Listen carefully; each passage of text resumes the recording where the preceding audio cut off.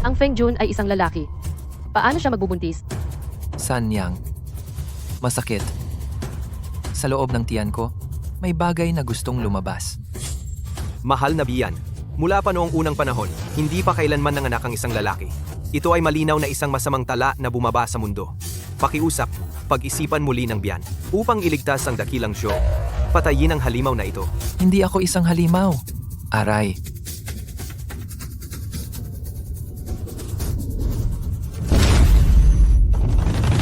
Ito ay talagang isang itlog.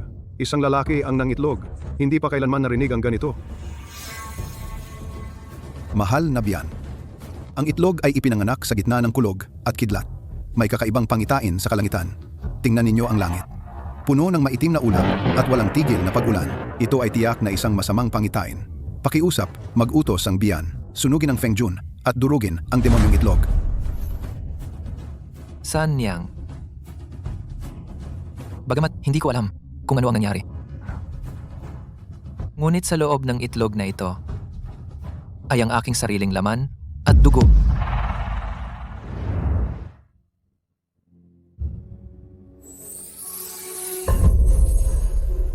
Ito.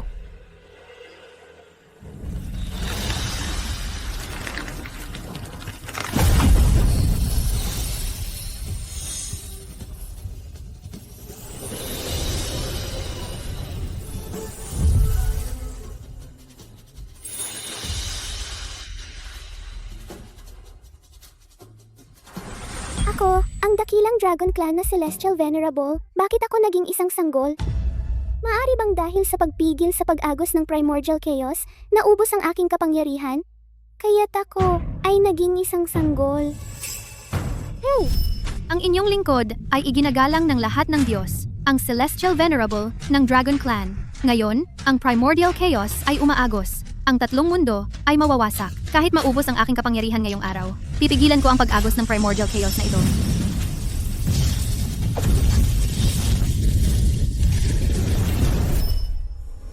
Ulat. Pag-uulat sa biyan. Ang mga sakuna sa buong bansa ay biglang tumigil sa isang iglap. Nagniningning ang araw. Bumaba ang baha. Tumigil? Isang masuwerteng pangitain ang bumaba mula sa langit. Ang batang ito ay hindi isang halimaw, siya ang aking swerte.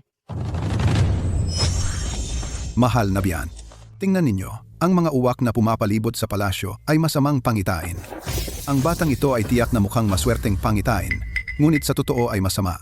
Kung hindi ito patayin, ang dakilang Zhou ay tiyak na magkakaroon ng malaking kapahamakan. Isang hamak na mortal na nagsanay lamang ng putol-putol na masamang sining ay nangahaspang magplano laban sa akin, ang Celestial Venerable.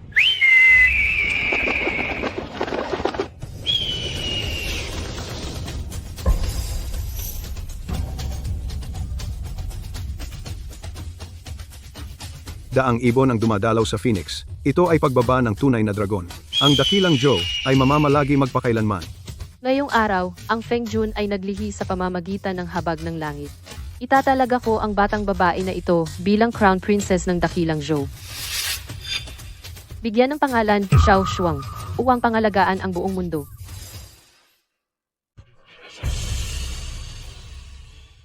Gagawin ko ang lahat ng aking makakaya upang tulungan ang inyong kamahalan at alagaan si Shuang-er. Naghirap ka. Mula ngayon. Kung sino man ang maglakas loob na tawagin kang demonyo, papatayin ko sila. Ang dragon energy ng Imperatrice na ito ay nakakapagpabalik ng aking kapangyarihan. Pero hindi dalisay ang dragon energy na ito. Ang punong tagapayo at ang dakilang konsorte ang tiyak na mga uod na sumisira dito. Bakit? Ang tatay ko ang tumulong kay San Yang na umakyat sa trono. Pero ngayon, pinili pa niyang gawing tagapagmana ang anak ng lalaking iyon. Huwag kang magmadali. May taglay na mahiwagang bagay ang batang iyon. Mahirap saktan ng ordinaryong tao. Pero pagdating ng 3 araw, sa pagtitipon ng mga bansa, ang sugo mula sa hilagang disyerto ay magdadala ng isang masamang dragon na nabahiran ng kasamaan. Sa oras na iyon, kung magpakita man ang batang iyon, gagapasin siya ng masamang dragon. Kahit umaksyon ang Emperatrice, hindi niya ito maliligtas. Mabuti. Gusto kong masaksihan siyang mapagtripan at ang lalaking Feng Jun na iyon ay tuluyang mawalan ng pabor.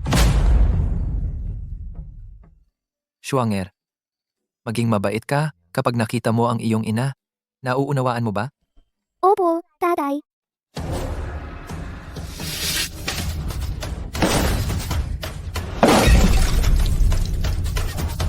Gusto mo na namang akitin si San Yang, Feng Jun. Huwag mong isiping dahil nanganak ka ng halimaw, ay magiging paborito ka na. Sa dakilang Zhou, ang tatay ko ang kanang kamay ni San Yang. Anong klaseng lalaki ka?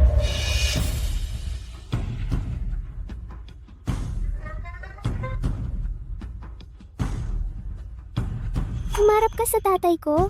Ngayon ay ipakikita ko sa iyo ang kapangyarihan ko. Ang mukha ko. Tanggalin ninyo iyon. Ano ang nangyari? Inyong kamahalan, tingnan ninyo. Inutusan ni Feng Jun ang demonyong pusa na saktan ako. Feng Jun. Dakilang konsorte. Naaalala kong ang pusang ito ang paborito mo. Hindi ito kumagat kay Feng Jun na malapit, kundi ikaw ang kinainan. Ina, ininsulto ng masamang tiyuhin si Duo-Duo at tinrato ng masama si Shuanger. Sa mga nakaraang araw, abala ako sa mga gawaing pampamahalaan, kaya't nagawa mong maghasik ng gulo sa loob ng palasyo.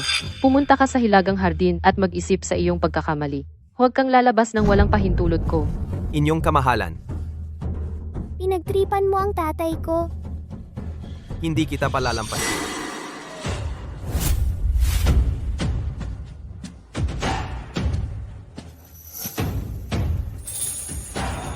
Ito ba ang batang pinalabas mula sa itlog bilang tagapagmana? Narinig kong isang lalaki ang naglabas ng itlog. Emperatrice ng Dakilang Zhou, espesyal na inihanda ng aming hari para sa inyo ang isang malaking regalo. Baka lang ay hindi ninyo tanggapin.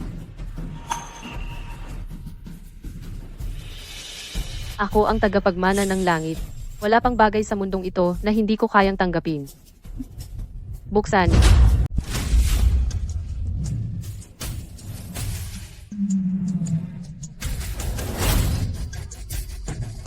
Ito ay isang sinaunang masamang dragon. Likas itong mabangis at malupit. Hindi ito masusupil ng sinuman maliban sa tunay na anak ng dragon. Ayon sa sabi-sabi, ang Emperatrice ng Dakilang Zhou ay ang muling pagkakatawang tao ng tunay na dragon. Hindi ko alam kung may lakas ng loob ang inyong kamahalan na personal na supilin ang masamang dragon na ito upang makita ng aming mga sugo mula sa aming bansa kung ano ang tunay na lakas ng loob ng isang anak ng langit. Kung wala kayong lakas ng loob, inyong kamahalan, ang titulong anak ng tunay na dragon ay wala sigurong saysay at panlilinlang lang sa sarili. Huwag kang magsalita ng ganyan. Ako ay pinagkalooban ng langit upang pamunuan ang apat na dagat. Isang hayop lamang ito. Bakit ako matatakot? Pag-isipan ninyo itong mabuti. Inyong kamahalan. Ang katawan ng dragon ay nauugnay sa kaligtasan ng estado. Huwag ninyong ilagay ang inyong sarili sa panganib. Pakiusap, pag-isipan ninyo itong mabuti. Inyong kamahalan.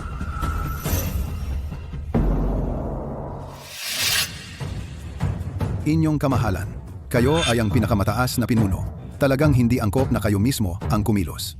Ngunit ang ating prinsesa ng korona, hindi ba't siya ay isang biyaya mula sa langit?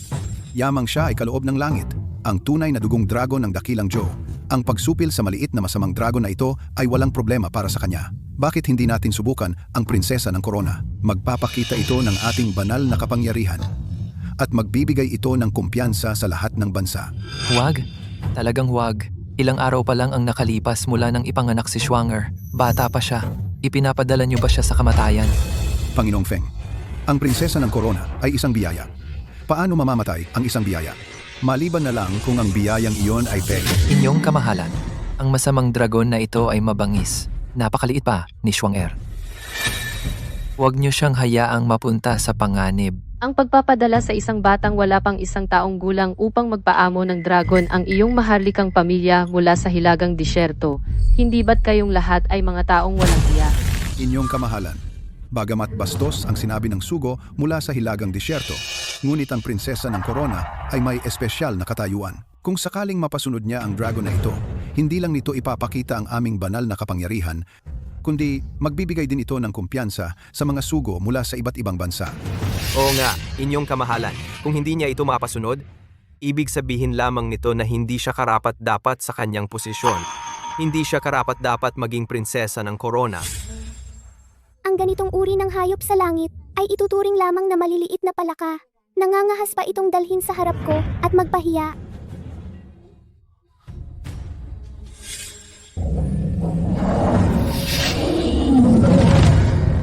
Ang malaking palakang ito ay aking lalakarin parang aso. Naiinis pa ako dahil maliit ito.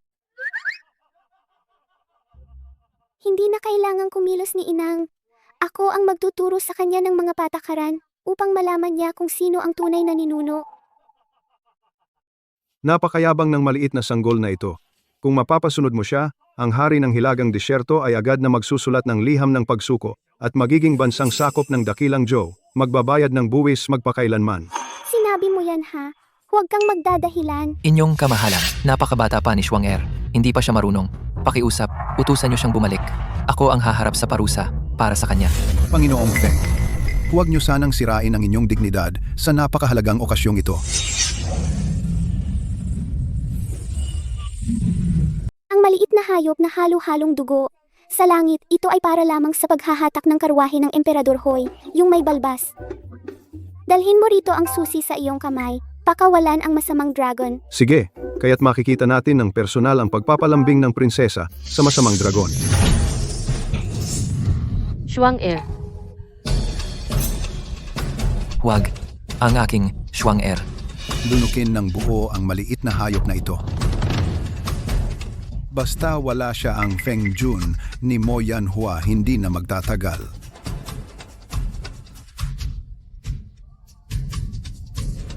Huwag,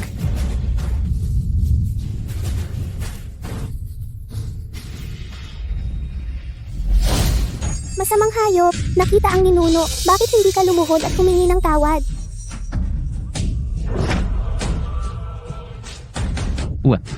Siya ang dakilang Diyos. Ako ang iyong lola.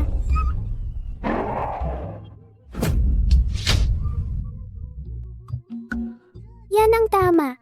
Makinig ng mabuti para may gatas na maiinom.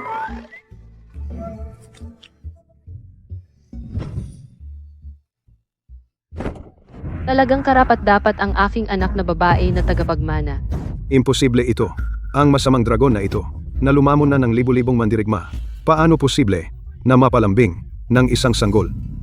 Ang may balbas? Totoo pa ba ang sinabi mo kanina? Gusto mo bang ipagawa ko ito na magpakita ng paghuli ng frisbee sa hangin? Ang batang ito, ano talaga ang halimaw na ito? Ang maliit na hayop na ito, kung hindi maaalis ang masamang enerhiya sa loob nito, sa huli ay magiging baliw pa rin. Dahil sa hinaharap ay magiging sasakyan ko ito, kaya tulungan kitang linisin ito. Banal na liwanag ng gintong dragon, linisin ang siyam na kalaliman.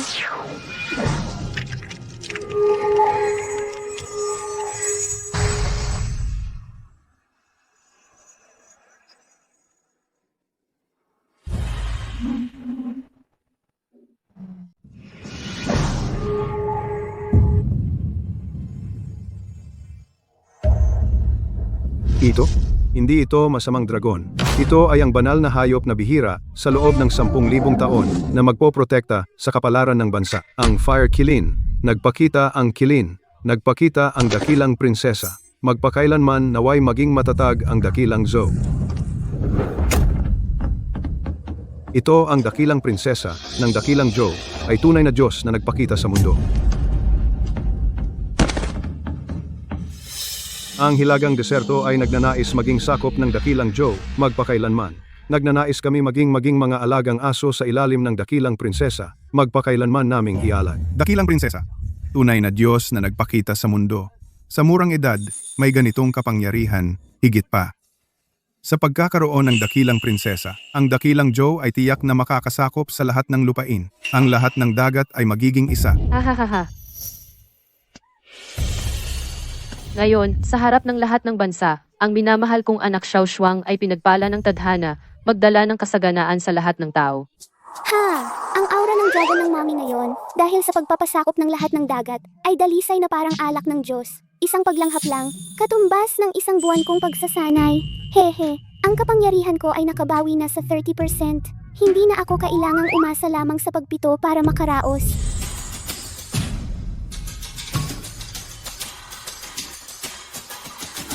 Kahit na nakontrol mo ang Chilin, Madaling iwasan ang tahasang pag-atake, mahirap depensahan ang mga lihim na pagtatangka.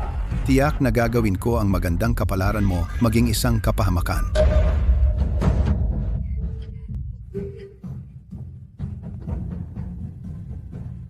Mabuti. Ang anak ko ay karapat-dapat sa paggalang ng lahat ng bansa. Ipagbadya ang utos ko. Sa 3 araw, gaganap ang seremonya ng paghirang sa dakilang prinsesa. Magdiwang ang buong mundo. Magkakaisa ang mundo. Papa, nagawa niyang talagang gawin ng monster, maging isang chilin. Ano ang gagawin natin? Huwag kang mag-alala, kahit na kakaiba ang kapangyarihan ng bata, pero siya ay isang sanggol lamang. Ang seremonya ng paghirang sa 3 araw ay ang pinakamataas na karangalan niya. Ito rin ang magiging sandali ng pagbagsak niya sa kailaliman. Habang masaya pa ang nanay ngayon, malakas ang dragon energy. Kailangan kong humigop ng marami para maibalik ang aking anyo ng mas maaga. 40%. Naibalik na ang 40% ng aking kapangyarihan. Bagamat hindi pa ako makapagpabagyo, pero kayang-kaya ang mga maliliit na kalaban. Sobra-sobra pa. Xuang-er, malaki ang naitulong mo ngayon. Ano ang gusto mong gantimpala? Ayaw ko ng gantimpala, Xuang-er. Gusto lang ni Xuang-er ang nanay. Makakasama ang tatay ngayong gabi. Ang tatay nitong mga nakaraang araw, halos hindi nakakatulog. Palagi siyang gumagawa para kay Xuang-er ng maliliit na damit.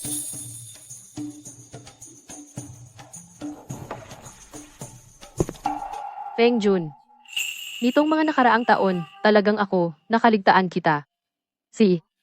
Ngayong gabi, hindi ako pupunta kahit saan. Dito na lang ako.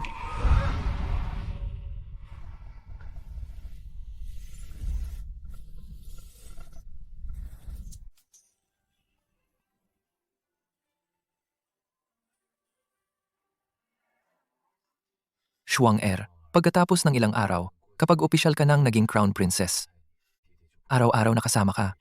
Dapat mong sundin ang sinasabi ng nanay. Xuang-er, Ang tatay ay talagang napakabait. Ang lalaking nangingitlog. Pumunta ka sa impyerno.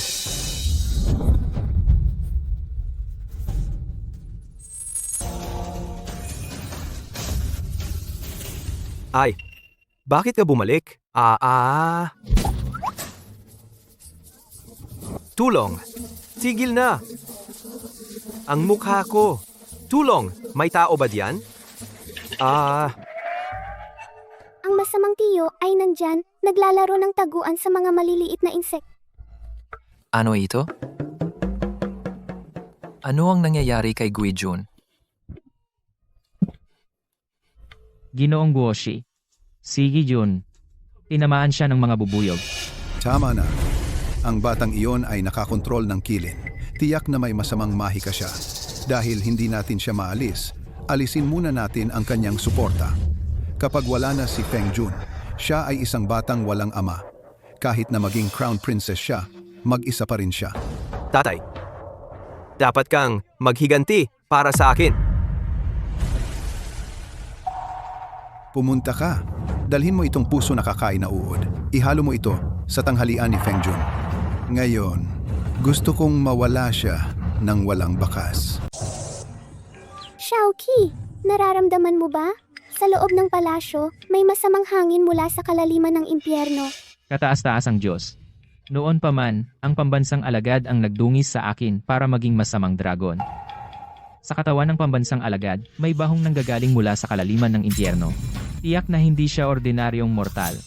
Ano man siya, kung makikialam siya sa mga tao ko, ipapakita ko sa kanya kung ano ang tunay na impyerno.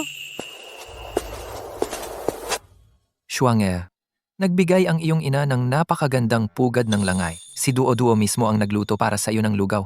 Tikman mo. Tatay, may problema ang lugaw na ito. Tatay. Uod na sumisira sa puso. Xuang-er, tumakbo ka. Ang iyong kamahalan, ang koro ng prinsesa, may masama. Maraming tauhan sa palasyo na naglilingkod kay prinsipe konsorte ay bigla na lang dumura ng dugo at nagkanda bulagta. Ano ang ginagawa ng mga manggagamot? Kung ang aking prinsipe konsorte ay magkaroon ng kahit kaunting kapahamakan, papanagutin ko ang buong kawanihan ng manggagamot. Mahal na hari, pawiin ang iyong galit. Kami po ay talagang walang magagawa. Ang pulso ng iyong kamahalan. Ang prinsipe konsorte ay pabago-bago, magulo ang enerhiya sa loob ng katawan niya. Ang sakit na ito ay hindi pa narinig kailanman. Hindi pa nakita kailanman. At saka, ang sakit na ito ay tila nakakahawa. Para sa kapakanan ng imperyo at sa kalusugan ng iyong katawan ng dragon, nakikiusap kami na pansamantalang lumipat ang mahal na hari. At ipadala si prinsipe konsorte sa isang villa sa labas ng palasyo para magpagamot ng hiwalay. Mahal na hari. Bagamat ako ay naaawa kay prinsipe konsorte, ngunit kung sakaling mahawahan nito ang mahal na hari, malalagot ang ating dakilang Joe. Pakiusap, unahin ng mahal na hari ang mga pambansang usapin, maglabas ng utos, palabasin si prinsipe konsorte sa palasyo para makapagpagamot ng tahimik. Mahal na hari, ang pag-aatubili sa pagpapasya ay magdudulot ng higit na kaguluhan. Ang iyong kamahalan, si prinsipe konsorte, ay may malalim na pangunawa. Malamang ay ayaw din niya dahil sa kanyang sarili lamang na isapanganib ang buong palasyo at maging ang kaligtasan ng buong kabisera, hindi ba? Kapag nailabas na si prinsipe konsorte sa palasyo, maaari na tayong kumilos upang siya'y mamatay nang hindi nalalaman ang dahilan. Ate, magmadali ka, Schwanger.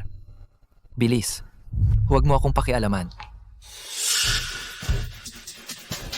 Huwag ninyong ipadala.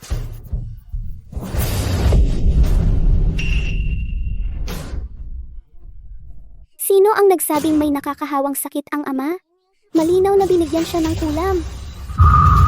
Ang iyong kamahalan, ang prinsesa ng korona, bata ka pa, huwag kang magsalita ng walang basehan. Sa mundong ito, saan nanggaling ang kulam? Ina, ang ama ay na, masamang kamay ng mga hamak, mahina ang kanyang katawan ngayon. Kapag siya ay lumabas ng palasyo, ang mga masasamang tao ay biyak na sasamantalahin at papatayin siya sa daan. Sa oras na iyon, wala nang saksi. Sakto nilang, kasalanan ng malubhang sakit, ipapataw sa ama.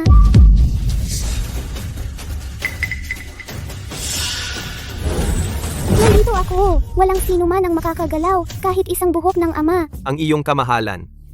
Alam ko na kayo at si Feng Jun ay may malalim na pagmamahalan.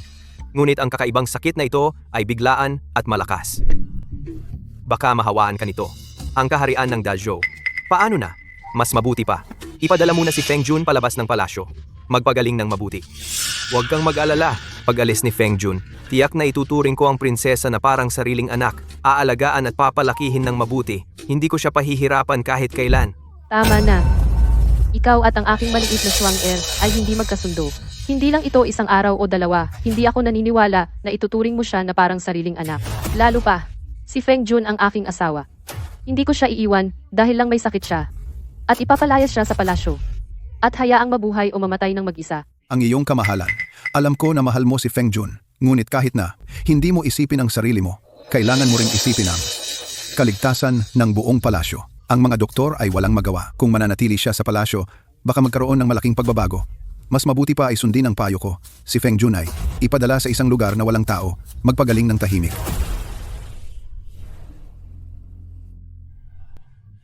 Sandali. Sino ang nagsabing hindi magagamot ang sakit na ito? May paraan ako para iligtas ang ama. Prinsesa, bata ka pa. Huwag kang magsalita ng walang saysay dito. Ang kakaibang sakit na ito, kahit ang punong manggagamot ay walang magawa.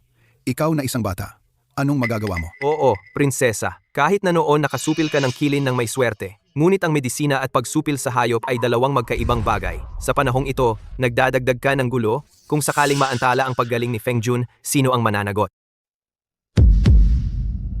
Mahal na hari. Alam ko na kaunti na lang ang oras ko. Pakiusap, ilabas ninyo ako sa palasyo. Huwag nang hayaang magdusa pa si Schwanger. Duo-duo, huwag kang magsalita ng ganyan. Nandito ako, kahit si Hades ay hindi makakakuha sa iyo.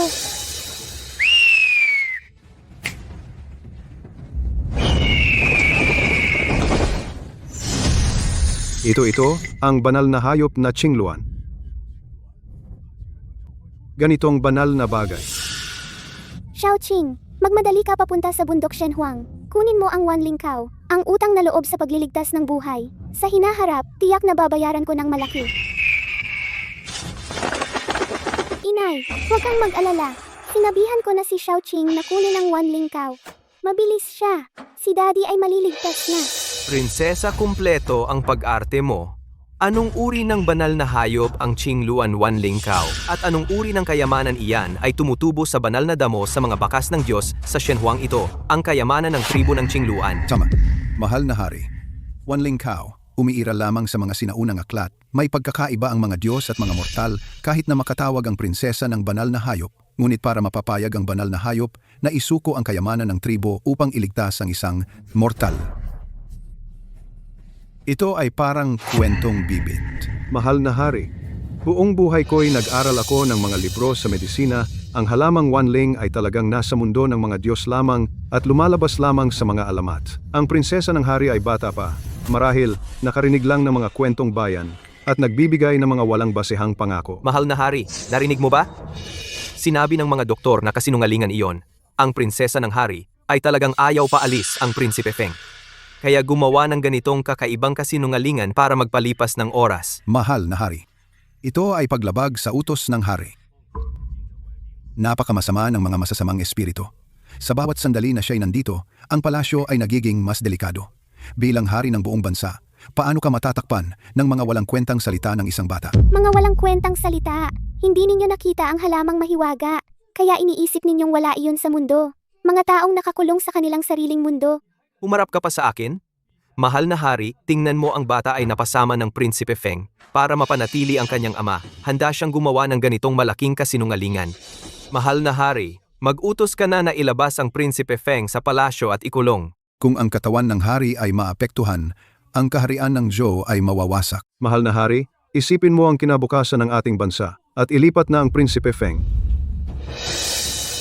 Shuang-er, sigurado ka ba na ang Qingluan ay makakakuha ng halamang mahiwaga? Inay, kailan ako nagsinungaling sa'yo? Sa loob ng isang sandali, ang Qingluan ay makakabalik. Hindi lang isang sandali. Kahit 100 taon, hindi iyon makakabalik. Mahal na hari. Tingnan mo, ang Prinsipe Feng ay halos hindi na makabuhay, ang masamang espiritu ay halos lumalabas na sa kurtina.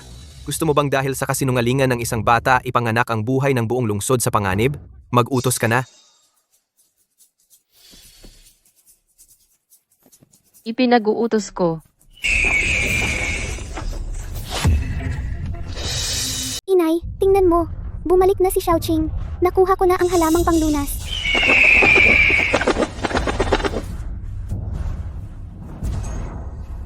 Nahihirapan ka na, Xiaoqing. Pagbalik ko, ipapakain kita ng masarap. Ito ba talaga ang maalamat na halamang panlunas sa lahat? Ang halamang pang-Diyos ng mga banal na hayop, ang iyong lingkod. Ang iyong lingkod ay nabuhay ng 80 taon. Ngayon ko lang nakita ang isang himala. Paano mangyayari iyon? Ang lahi ng Qingluan ay kilala sa pagiging mapagmataas. Paano sila susunod sa isang batang musmos at ibinigay pa ang kanilang pinakamamahal na kayamanan? Ito?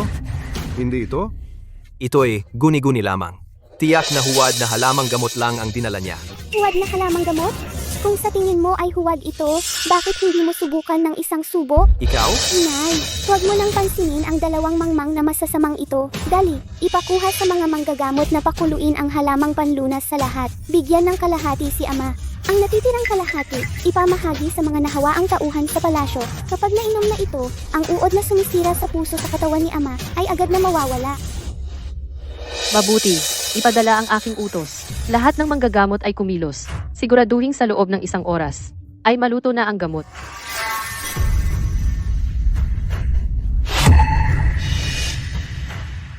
Inay, si ama ay nasa palasyo ng punong konsorte at may mga tauhang nag-aalaga sa kanya. Paano siya bigla na lang nagkaroon ng kakaibang sakit? Ang ibig mong sabihin, Shuang-er, Ay hindi talaga nagkasakit si ama. Bagkus, siya ay nilaso ng masamang uod na sumisira sa puso. Ang kagalang-galang na prinsesa. Puwedeng magkamali sa pagkain, pero hindi sa pagsasalita. Kung wala kang ebidensya, ang pagbibintang ng ganyan sa isang mataas na opisyal ay may kaparusahan. Ebidensya? Kung kaya kong kunin ang halamang panglunas mula sa bundok ng mga Diyos, syempre, kaya ko ring hulihin ang daga na nagtatago sa dilim ng palasyong ito. Inay, may paraan ako. Para ilantad ang tunay na salarin at ipakita ang kanyang tunay na mukha. Shuang-er, kanina mo sinabi, ang tunay na salarin sa paglason. Totoo ba iyan? Mahal na hari. Napakabata pa ng prinsesa ng korona. Mga salita lang ng bata. Huwag po kayong basta maniwala. Baka masaktan ang puso ng inyong mga tapat na lingkod. Ang aking munting Shuang-er ay napakatalino at pambihira. Kung may paraan siya, talagang may paraan siya. Naniniwala ako sa kanya. Matalino ang aking inay. Kapag naipasok na ito sa katawan ng gumawa ng sumpa, sa loob ng 3 araw ay may maiiwang bakas ng sumpa. Hindi ito nakikita ng mata ng ordinaryong tao. Ngunit itong aking kumpas ay napakatalas. Kapag lumapit ang kumpas na ito sa sinumang may bakas ng sumpa, ang karayola ay tititig ng diretso sa kanya. At iyon ang gumawa ng uod na sumisira sa puso para patayin ang aking ama. Ano? Mahal na hari, ito ay lubos na katawa-tawa. Maraming taon na akong naglilingkod sa inyo, pero hindi ko pa narinig na may kumpas na nakakakilala ng sumpa. Ito ay isang ordinaryong kumpas lamang. Huwag po kayong maniwala sa mga kalokohan ng bata. Kung kumalat ito, hindi ba tayo magiging katatawanan ng lahat? Kung kalokohan man ito, tingnan natin ang kumpas na ito. Kung saan ito? Tuturo mamaya. Tama, punong tagapayo. Wala pa akong sinasabi. Bakit ka nagmamadaling sumalungat? Tingnan mo, puno ng malamig na pawis ang iyong noo. Bakit ka napakagulantang? Baka ikaw ang tunay na salarin sa likod nito. Mahal na hari, hindi po totoo yan. Tapat po akong naglilingkod sa inyo. Nag-aalala lang po ako na ang prinsesa ng korona, dahil sa kanyang murang edad, ay maaring magamit ng masasamang tao. Kaya po ako nangahas magsalita. Mahal na hari, ang punong tagapayo ay aking ama, at siya ang haligi ng ating kaharian. Ang pagpapatama ng prinsesa ng korona ay isang pakana. Mahal na hari, nakakalungkot po ito para sa akin. Kay ganda ng tapat na paglilingkod. At malinis ang konsensya. Kung talagang naniniwala kayong malinis kayo, sino ang tunay na salarin? Hayaan nating subukan ni Shuang-er. Shuang-er, simulan mo na. Kaya kayong lahat maging handa. Ang langit at lupa ay malinaw. Ang masamang sumpa ay magpapakita. Umikot.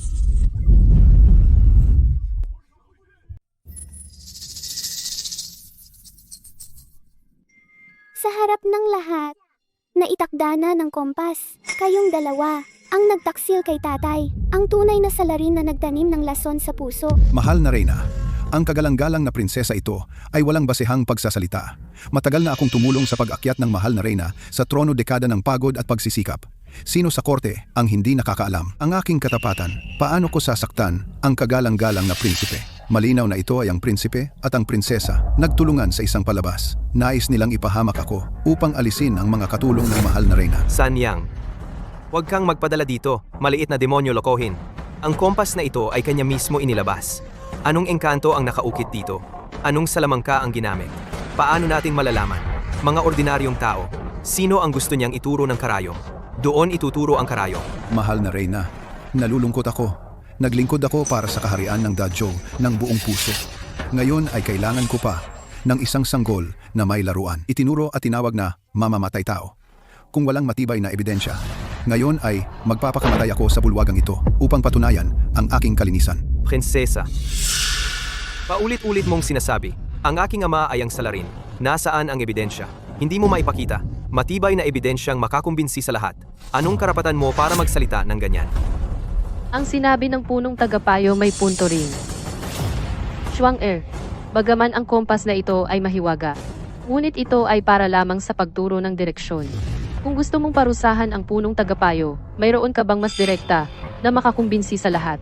Matibay na ebidensyang walang masasabi ang sinuman. Oo, ang punong tagapayo ay matagal ng tagapayo sa 2 hari. Paano maaari?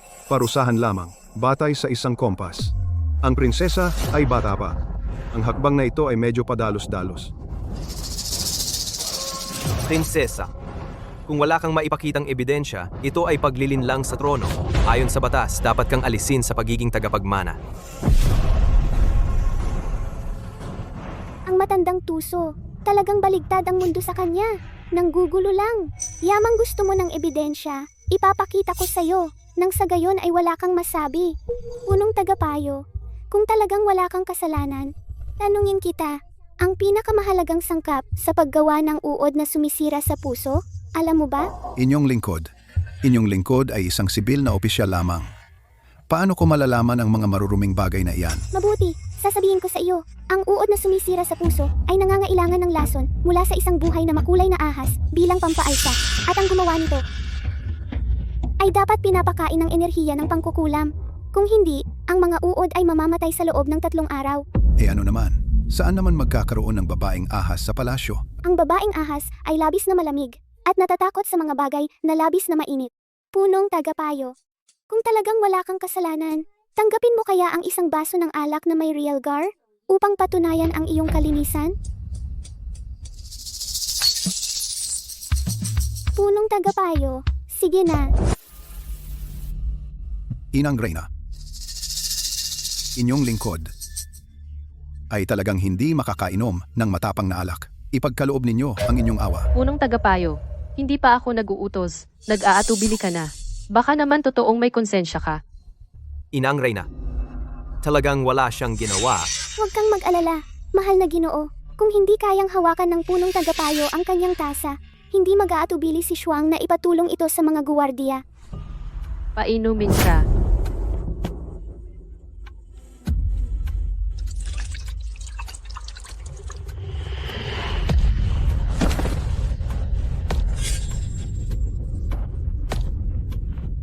Makati, ang kati-kati. Ahas! Ito nga ay isang makamandag na ahas. Nay, tingnan mo! Ito ang babaeng ahas na ginamit sa paggawa ng uod na sumisira sa puso. Punong tagapayo, ano pa ang masasabi mo ngayon? Mabuti. Punong tagapayo, bilang isang mataas na opisyal ng kaharian, ako'y nagtiwala at nagbigay ng malaking halaga sa iyo. Ano ba talaga ang balak mo? Hanggang sa harapan ko mismo, pinlano mong patayin si pangatlong Prinsipe Feng. Mahal na hari, ang iyong matandang lingkod. Naging makalimutin lamang ang iyong matandang lingkod. Nakikiusap ako sa inyo, mahal na hari. Sa ngalan ng matagal na paglilingkod ko sa inyo, patawarin ninyo ako sa pagkakataong ito. Mahal na hari, huwag ninyong sisihin si Itay. Ang lahat ng ito ay utos ko sa kanya na gawin. Ano ang sinasabi mo? Ikaw ang nag-utos? Ako, nakalimutan na ba ninyo, mahal na hari? Dati, ako ang pinakamamahal ninyo. Sa buong harem na ito, anuman ang gusto ko, ibinibigay ninyo. Ngunit mula nang ipanganak ni Prinsipe Feng ang itlog na ito, at isilang ang halimaw na ito, ang inyong mga mata at puso ay para na lamang sa mag-ama nilang dalawa. Dahil lang sa isang malabong bagay tulad ng pagmamahal. Papatay ka na. Malabo? Para sa inyo, malabo lang iyon. Ngunit para sa akin, iyon ang aking buhay. Ginawa lang ni Itay iyon dahil mahal niya ako, kaya tinulungan niya akong gumawa ng pangsirang uod. Nakikiusap ako sa inyong katarungan, mahal na hari. Kung may parusa, ako na lamang ang parusahan. Patawarin ninyo si Itay. Mahal na hari, kasalanan ng iyong matandang lingkod ang hindi mapag-aral ng mabuti ang anak. Handa akong tanggapin ang anumang parusa. Ang lakas ng loob mo, mahal na prinsipe. Pagpatay at pananakit sa bibig mo ay naging isang magandang drama na lamang. Kung hindi ko nakuha ang halamang panglunas, ang aking ama ay matagal nang patay. Ikaw, halimaw. Ikaw. Tumigil ka. Hanggang ngayon, nandito ka pa rin at nagmamalaki. Mga guwardiya, ipahayag ang aking utos. Dahil sa kalupitan at kasamaan ng mahal na prinsipe at pagtatangka sa buhay ng ama ng bansa.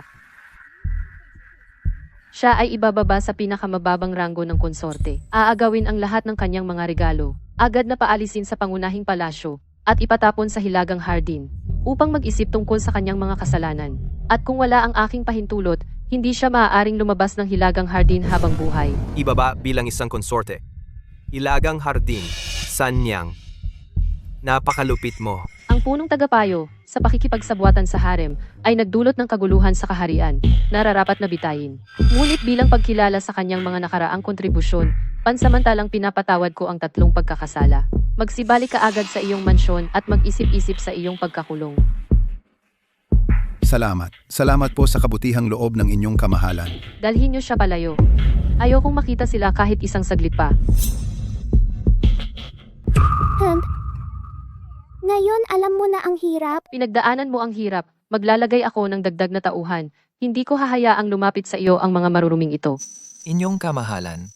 Basta't ligtas si Shuang-er.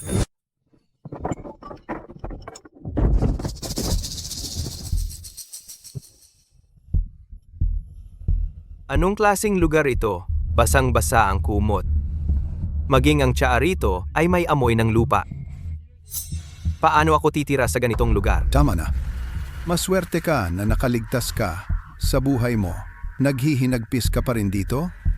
Nakaligtas nga ako, pero nawala ang puso ni Sanyang. Ano na ang gagawin ko? Tiyak na ayaw na talaga sa akin ni Sanyang. Kaya niya akong pabayaan sa ganitong lugar. Dati, ako ang pinakamamahal niya. Anak, anong panahon na? Bakit puro ganyan ang iniisip mo? Kung magpapatuloy ka sa pagiging malungkot, kapag nakuha na ni Feng Jun at ng prinsesa ang kapangyarihan, tayo ang magiging walang pupuntahan.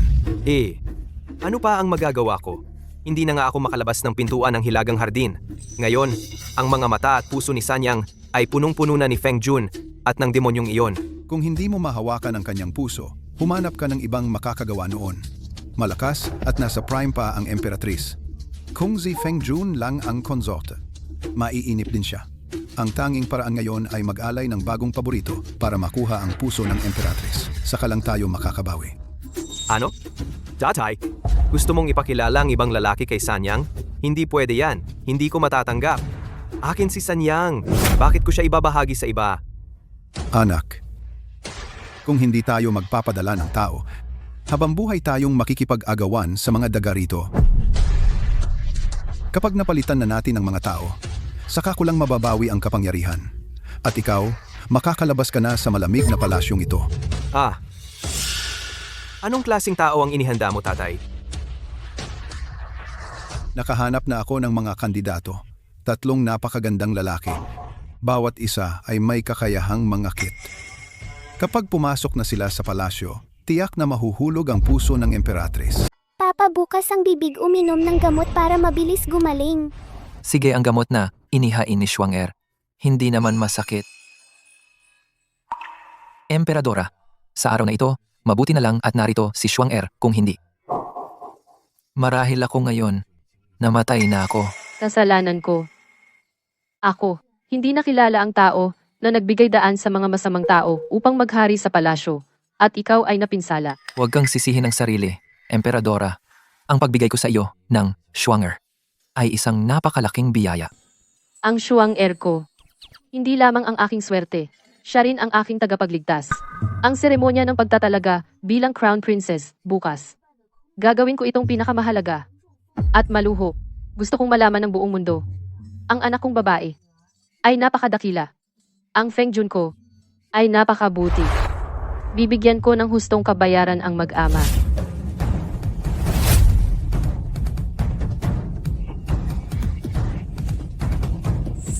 Mabuhay ang emperadora.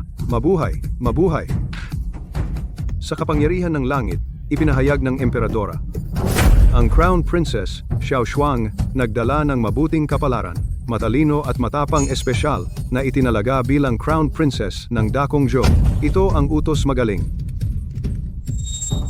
Nabalitaan ko na ang Dakong Zhou ay nagtalaga ng Crown Princess. Ang buong mundo ay nagdiriwang, ang hari ng ating bansa, espesyal, na nagpadala para sa emperadora ng handog na pagbati. Sana, tanggapin ng emperadora.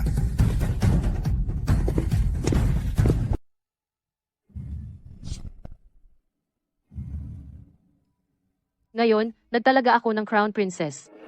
Hindi tatanggap ng handog. Ang iyong hangarin ay tinanggap ko. Dalhin mo pabalik. Emperadora, ito ay ang hangarin ng hari ng ating bansa. Kung hindi mo ito titingnan at agad itatanggi, baka masira ang relasyon ng ating dalawang bansa. Hampo. Oh. Kaya gusto kong tingnan. Anong klaseng hangarin na nagdala sa iyo sa malayong paglalakbay upang muling dumito? Ito ang handog. Sa pagkakataong ito, hindi na isang masamang dragon, siguro. Nagbibiro ka, Emperadora.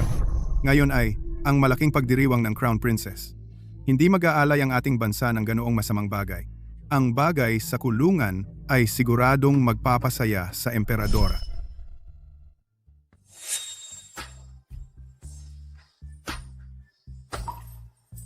Ay nako, ay napakagwapong lalaki. Sa buong buhay ko, hindi pa ako nakakita ng ganoong napakagandang lalaki.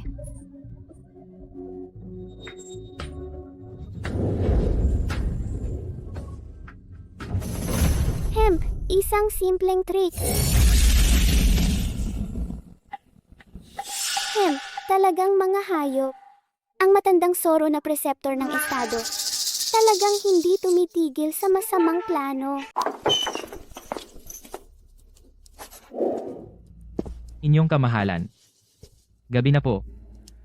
Nakita po naming nakabukas pa ang ilaw sa inyong opisina. Kaya naghanda kami ng sabaw na pampakalma. Iwanan nyo na. May mga ulat pa akong dapat asikasuhin ukol sa relief operations. Umalis na kayo. Inyong kamahalan, napakasipag ninyo. Nakikita po namin at nasasaktan kami para sa inyo. Kaya nag-ensayo kami ng isang sikretong sayaw mula sa Persia. Nakapagpapakalma at nakapagpapalinaw ng isip ang sayaw na ito. Sakto na sakto para panoorin kapag pagod na pagod. Hindi na kailangan. Wala akong gana para sa mga ganyan. Bigyan naman po ninyo kami ng pagkakataon. Isang beses lang. Para na rin. Aming. Paunang regalo sa inyo. Sina na. Kung talagang determinado kayo, sumayaw na kayo. Isang beses lang ito. Huwag nang uulitin.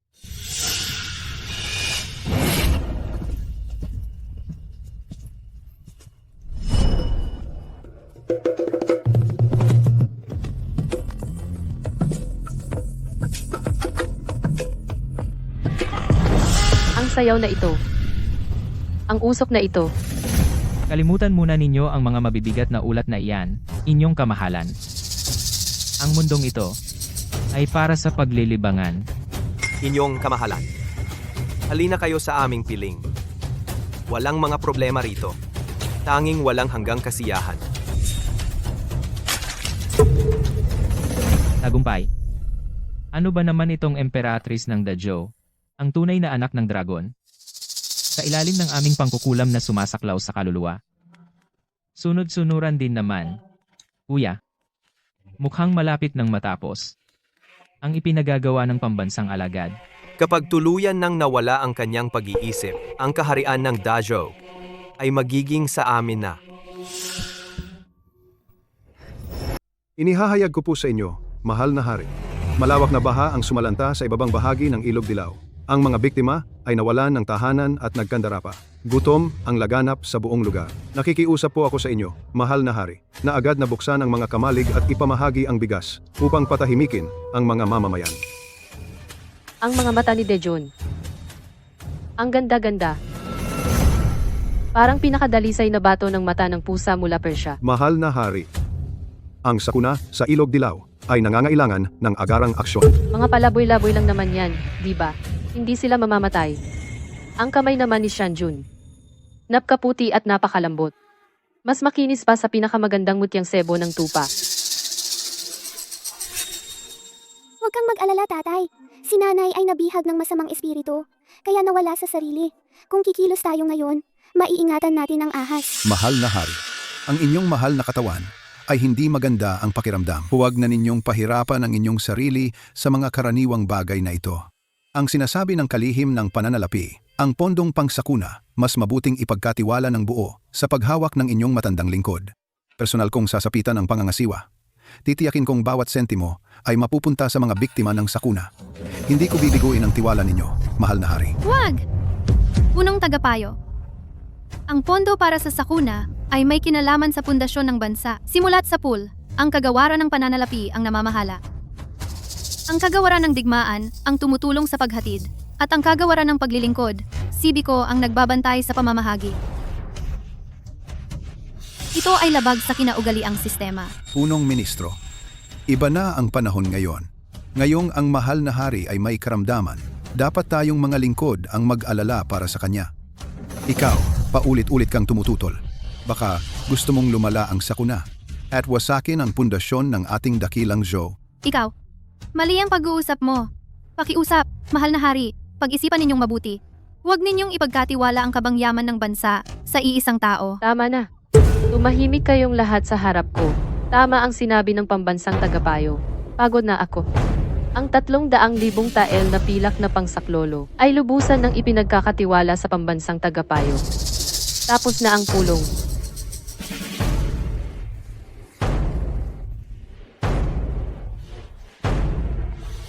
Xiao Zetian. Malapit nang magpalit ng apelyido ang iyong kaharian. Mahal na Emperatrice. Ito, ano na ang dapat nating gawin?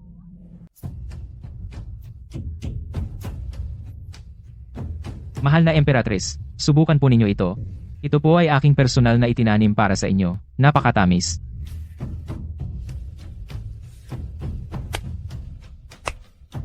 Mahal na Emperatrice, tingnan po ninyo ang pamaypay na ito. Gawa ito sa balahibo ng paboreal. Nagustuhan po ba ninyo?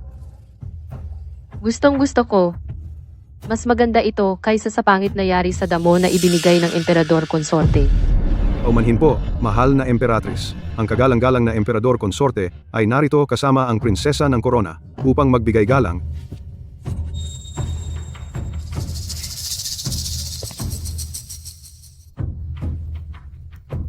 Nagbibigay galang ang inyong abang lingkod, mahal na Emperatrice. Gabing-gabi na po, mahalaga ang kalusugan ng mahal na Emperatrice. Maaari po bang kayo'y magpahinga ng maaga? Ano po ang ibig sabihin ng kagalang-galang na Emperador Konsorte? Ibig po ba ninyong sabihin, hindi magaling ang paglilingkod naming magkakapatid? At nais ninyong makipag-agawan para sa atensyon? Hindi po, mga has. Subalit kamakailan lamang, ang mahal na Emperatrice ay abalang-abala sa mga gawaing pambansa. Nag-aalala lamang po ang inyong lingkod sa kalusugan ng mahal na Emperatrice. Kagalang-galang na Emperador Konsorte, ang lakas naman ng loob ninyo. Nagsasaya rito ang mahal na Emperatrice.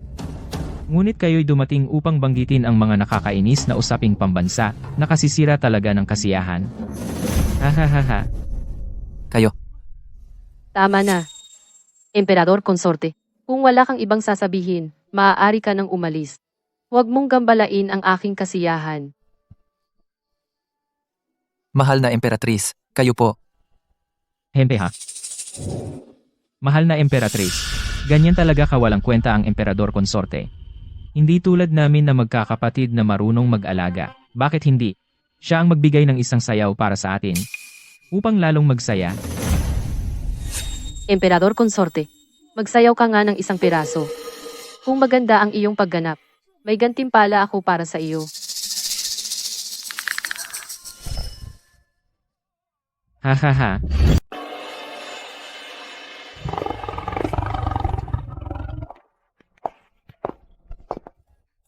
Hoy. Akala ko sino na. Ang koronadang prinsesa natin pala. Kangino. Ano ba? Natuyo na ba ang gatas mo?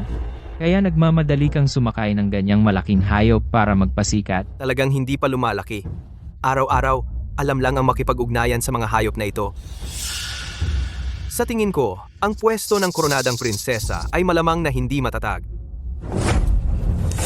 Kung matatag ang pwesto ko o hindi, hindi ninyo dapat pinakikialaman. Ginamit ninyo ang mahika para linlangin ang nanay ko. Walang makakapigil sa inyo. Hahaha. Mahika. Baka hindi pa nagigising si Kanino. Kaming magkakapatid ay mga prinsipe mula sa Persya. Malinis ang aming pinagmulan. Sa murang edad mo, napakasama pala ng puso mo. Nangahas kang magbintang sa amin.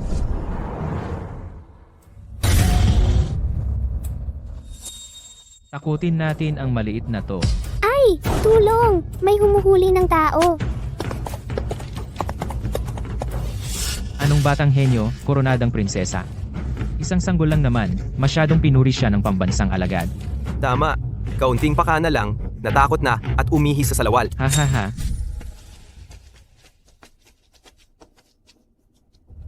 Ha? Buntot ba yan? Bakit may buntot si Deke? Anong tinitingnan ninyo? Hindi pa ba kayo nakakita ng gwapo? Deke, anong ingay ninyo? Mahal na Reyna. Tamang-tama ang pagdating ninyo. Kanina, ang koronadang prinsesa. Deke, ano yan sa likod mo?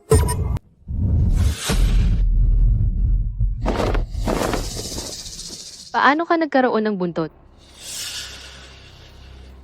Dejun. Baka, demonyo ka. Wala po akong kasalanan, mahal na hari. Hindi po ito buntot ko.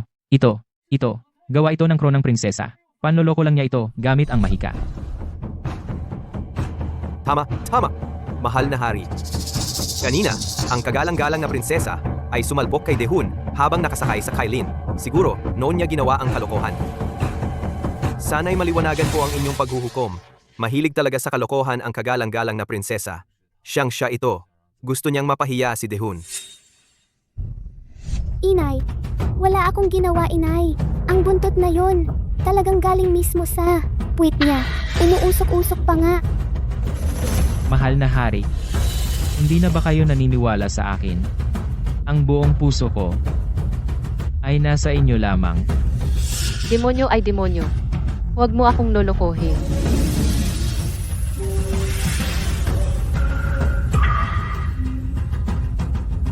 Tama, Shuang-er. Masyado nang malaki ang biro mo. Si Dejun ay minamahal kong konsorte. Paano mo siya nagawang paglaruan ng ganyan? Ganito na naman. Inay, pinagagalitan mo ako dahil sa kanila. Tama na. Humingi ka ng tawad kay DI. Sige, kung ganun ang gusto ni inay. Aminin ko na ang kasalanan ko. Bilang pagbabayad sala, handa akong ialay ang lahat ng aking perang pampaswerte. Makalipas ang 3 araw, maghahanda ako ng isang marangyang pagtitipon sa Harden. Aanyayahan ko ang lahat ng opisyal para humingi ng paumanhin sa inyong 3 kagalang-galang. Kung ganun ang hangarin ng kagalang-galang na prinsesa, pinapatawad na kita. Kaya't inaanyayahan ko ang inyong 3 kagalang-galang na dumalo sa takdang oras. Huwag niyo sanang biguin si Shuang-er.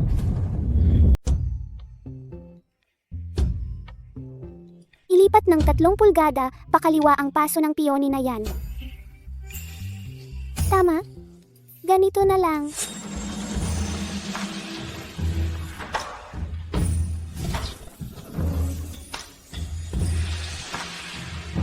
Inyong kamahalan, tingnan ninyo ang sayaw ni Concubine Shu.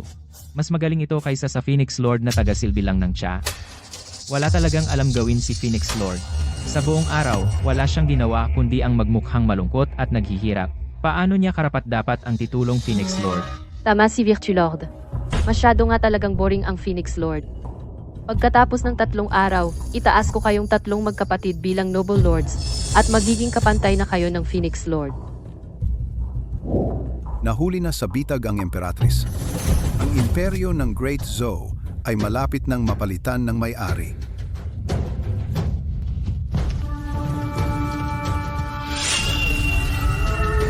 Ngayon na! Buhayin ang array! Dragon Clan, ikulong ang demonyo! Hayop, magpakita ka! Saklol! Ano ang nangyayari? Aray! Tulong!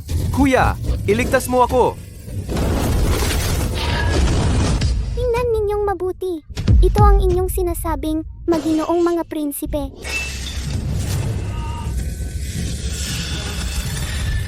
Huwag kang mag-panic, second brother. Sasaklolohan kita. Halimaw. Halimaw talaga. Inyong kamahalan, tulong. Panukala ito ng Crown Princess. Siya ang gumamit ng mahika para iparatang sa amin. Kaming magkakapatid ay tapat na tapat sa inyo. Pakiusap, pag-ukulan ninyo ito ng mabuting paghuhusga. Inyong kamahalan, makikipagsapalaran ang matandang ministro. Sa murang edad ng Crown Princess, marunong na siya ng nakakalason na array na ito. Paano natin malalaman kung hindi siya sinaniban ng masamang espiritu? Tiyak na galit siya sa 3 prinsipe dahil kinain nila ang atensyon ninyo. Kaya gumamit siya ng ganitong karumal-dumal na paraan. Pakiusap, magpasya kayo. Inyong kamahalan, hindi ganoong klaseng tao si Shuang-er. Siya ay sagradong biyaya mula sa langit. Sinasagip niya kayo. Naniniwala ako kay Virtue Lord, Crown Princess. Ang lakas ng loob mong gumamit ng mahika para manakit sa pagdiriwang. Mga guwardiya, dakpin ang rebelde na ito. Sugot, ano pang hinihintay ninyo? Ipinag-utos na ng mahal na hari. Bakit hindi pa ninyo agad tanggalin ang titulong koronadang prinsesa ng babaeng ito na sinasapian ng demonyo? Hulihin siya. Matalino ang mahal na hari. Hahaha. Ang anak na ito na walang katapatan at pagmamahal sa magulang, pabayaan lamang ay magdudulot ng kapahamakan. Mas mabuti pang kasama na ring alisin ang nakakasagabal na reyno. At ako ang gawin ninyong bagong reyno. Ako po ay nangangako, mas mapapasaya ko pa kayo sa mga susunod na araw. Mahal na hari, magising po kayo. Siya po ang ating anak na si Shuang. Inay, matagal ko na kayong nililinlang para lang hintayin ang araw na ito. Sa harap ng lahat, ipakita sa buong mundo ang tunay na mukha ng mga masasamang ito. Ang yabang ng mga salita mo. Nasa bingit ka na ng kamatayan. Matigas pa rin ang iyong mukha. Langit, kulog at kidlat, sa aking utos, magbagong anyo ang sansinuko, ulang soro, magpakita ka agad. Soro, Ako. Ano ang nangyayari sa akin?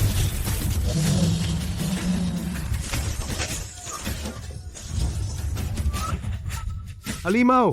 Ito pala ay tunay na halimaw na nagbabalat kayo. Ang halimaw na ito kanina, nakikipag-ibigan pa sa mahal na hari. Talagang katawa-tawa.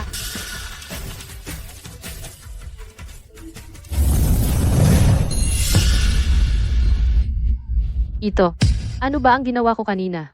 Ang hayop na ito sa sahig. Siya ang aking itinalagang konsorte. Inay, nalason ang isip ninyo ng kanilang mahikang pandaraya.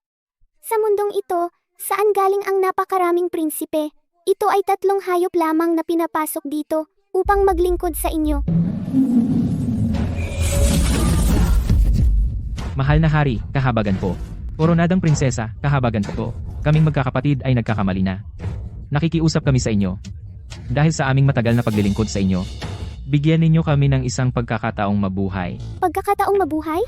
Mula nang kayo ay pumasok sa palasyo, nilinlang ninyo ang aking ina? Ginulo ang pamahalaan ng dakilang Zhou. At pati ako na koronadang prinsesa ay gusto ninyong alisin. Ngayon pa kayo nagmamakaawa, bibigyan ko kayo ng isang pagkakataon. Sabihin ninyo, sino ba talaga ang nag-utos sa inyo na magpanggap ng mga prinsipe at pumasok sa palasyo? At sino ang nagbigay sa inyo ng mga lihim na ulat mula sa loob ng palasyo? Uwa. Hemp. Hayop. Kapag naglabas ka kahit isang salita, hindi lang kayo mawawala sa pisikal at espiritual. Pati ang mga anak at apo mong fox ay papatay ko. Walang nag-utos. Kami lang ang 3 magkapatid, dahil napatingin sa kayamanan ng mundo, nakakuha kami ng token at pumasok sa Great Joe. Ang lahat ng kasalanan, kami ang magdadala. Tama. Kami ang nagdesisyon. Walang kinalaman ng iba. Walang nag-utos.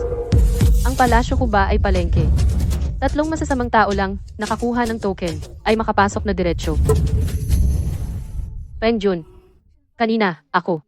Napahamak ka sa ganong kalagayan. Nawalan talaga ako ng uli. Mabuti naman at muling naliwanagan ang kamahalan. Hindi ako nahamak. Shuang Inay, muntik na akong maniwala sa mga chismis at mapahamak ka. Kung hindi mo natukoy ang mga demonyo ngayon, ang Great Show ay malapit na magiba. Inay, hindi na ang tamang panahon para sisihin ang sarili. Ang 3 demonyong ito ay hindi basta pumasok. Kung walang matataas na opisyal sa gobyerno ang nag-ugnay, hindi sila makapasok kahit sa gate ng lungsod.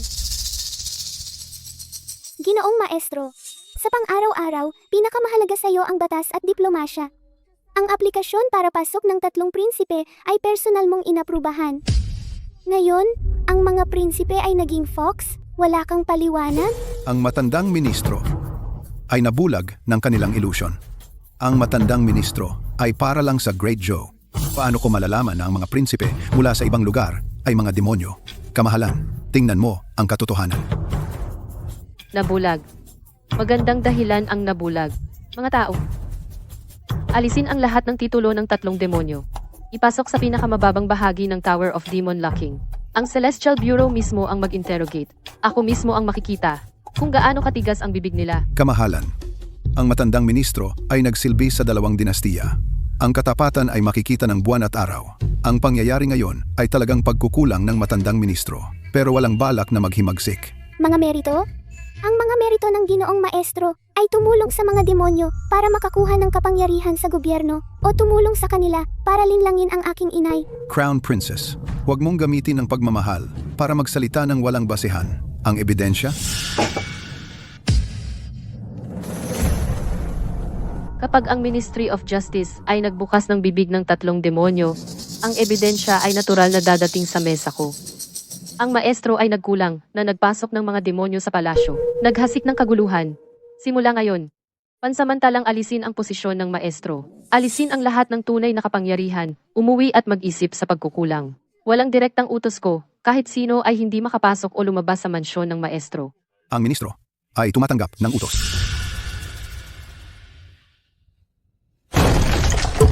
Bata, paulit-ulit mong sinisira ang mga plano ko. Ang 3 demonyo ay alam ang sobra.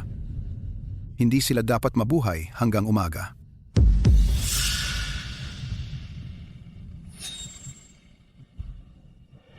Wolf Shadow, pumunta ka sa Celestial Prison. Sa kakayahan mo, patayin ang 3 malubhang sugatang demonyo.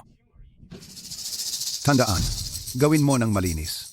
Ang lahat ng ebidensya, sirain mo. Walang problema, Panginoon. Ang patay na demonyo ay hindi magsasalita.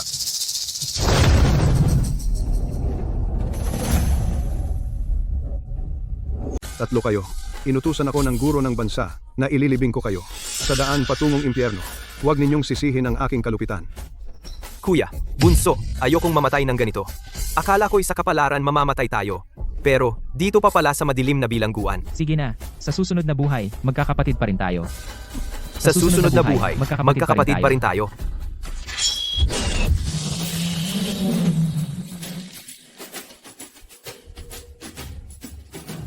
Lobong demonyo, sumusunod ka sa utos ng guro ng bansa para patayin ang mga saksi, di ba?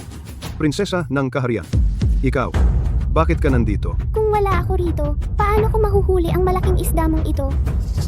Inaasahan ko na magpapadala ang guro ng bansa para puksain ang ebidensya. Hulihin siya. Kautusan ng makapangyarihan. Magpakita ka, demonyo.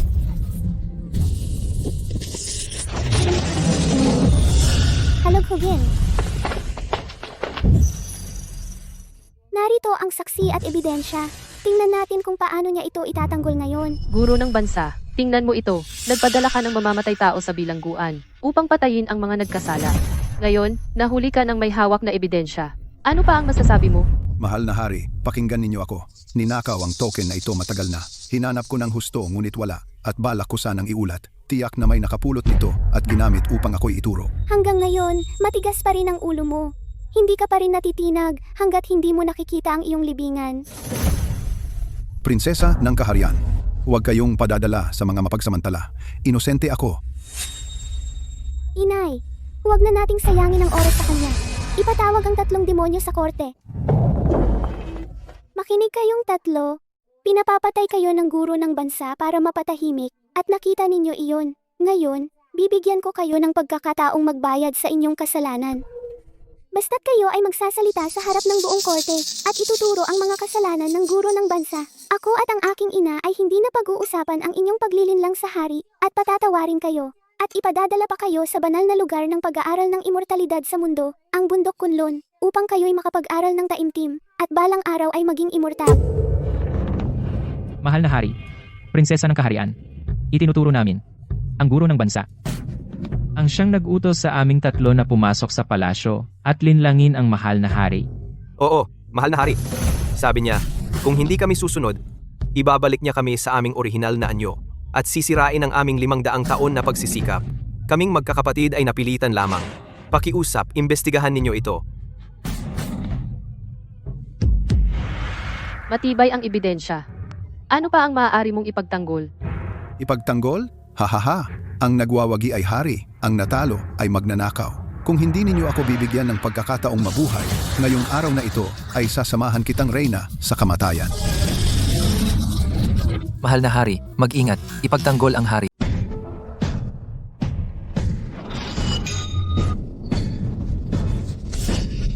Anak ko,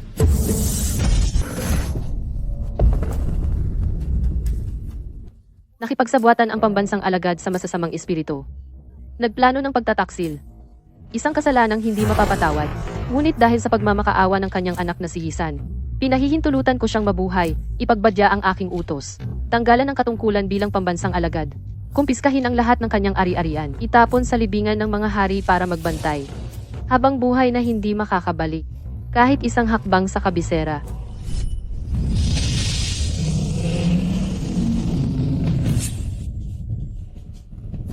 Naalis na ang taksil na pambansang alagad. Ang hininga ng dragon na bumabalot sa aking ina ay naging mas dalisay at mas malakas.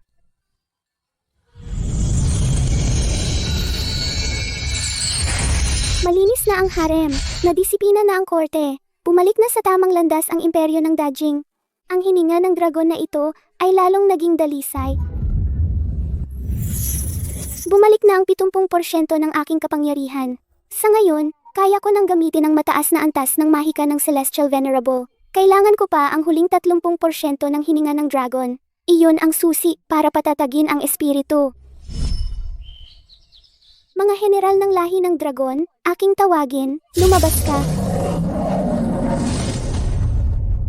Ang iyong lingkod na si Longyan ay nagpupugay sa Celestial Venerable. Nang malaman naming ligtas kayo, ang buong lahi ng dragon ay naghihintay sa inyong pagbabalik upang pangunahan ang lahat. May hindi pa natatapos na karma ang Celestial Venerable sa mundo ng tao. Longyan, tatanungin kita, ang pangyayari noon, ang pag-apaw ng Primordial Chaos, ano ba ang tunay na nangyari? Celestial Venerable, hindi iyon natural na kalamidad. Natukoy ng iyong lingkod na may kumalas sa proteksyon mula sa loob. Ang naiwang amoy ay malamig, masama, at mahiwaga. Parang ang lahi ng Netherworld na nasiyal 10,000 taon na ang nakalipas. Ang mga maruruming bagay na iyon, ang galing magtago sa mga anino. Masama ang balita, may kagyat na ulat mula sa libingan ng mga hari, ang pambansang alagad. Kakaiba siyang nawala sa ilalim ng lupa. Tumakas siya. Mukhang ang matandang slayang iyon ay hindi na nakapagpigil at sumunod na sa kanyang amo.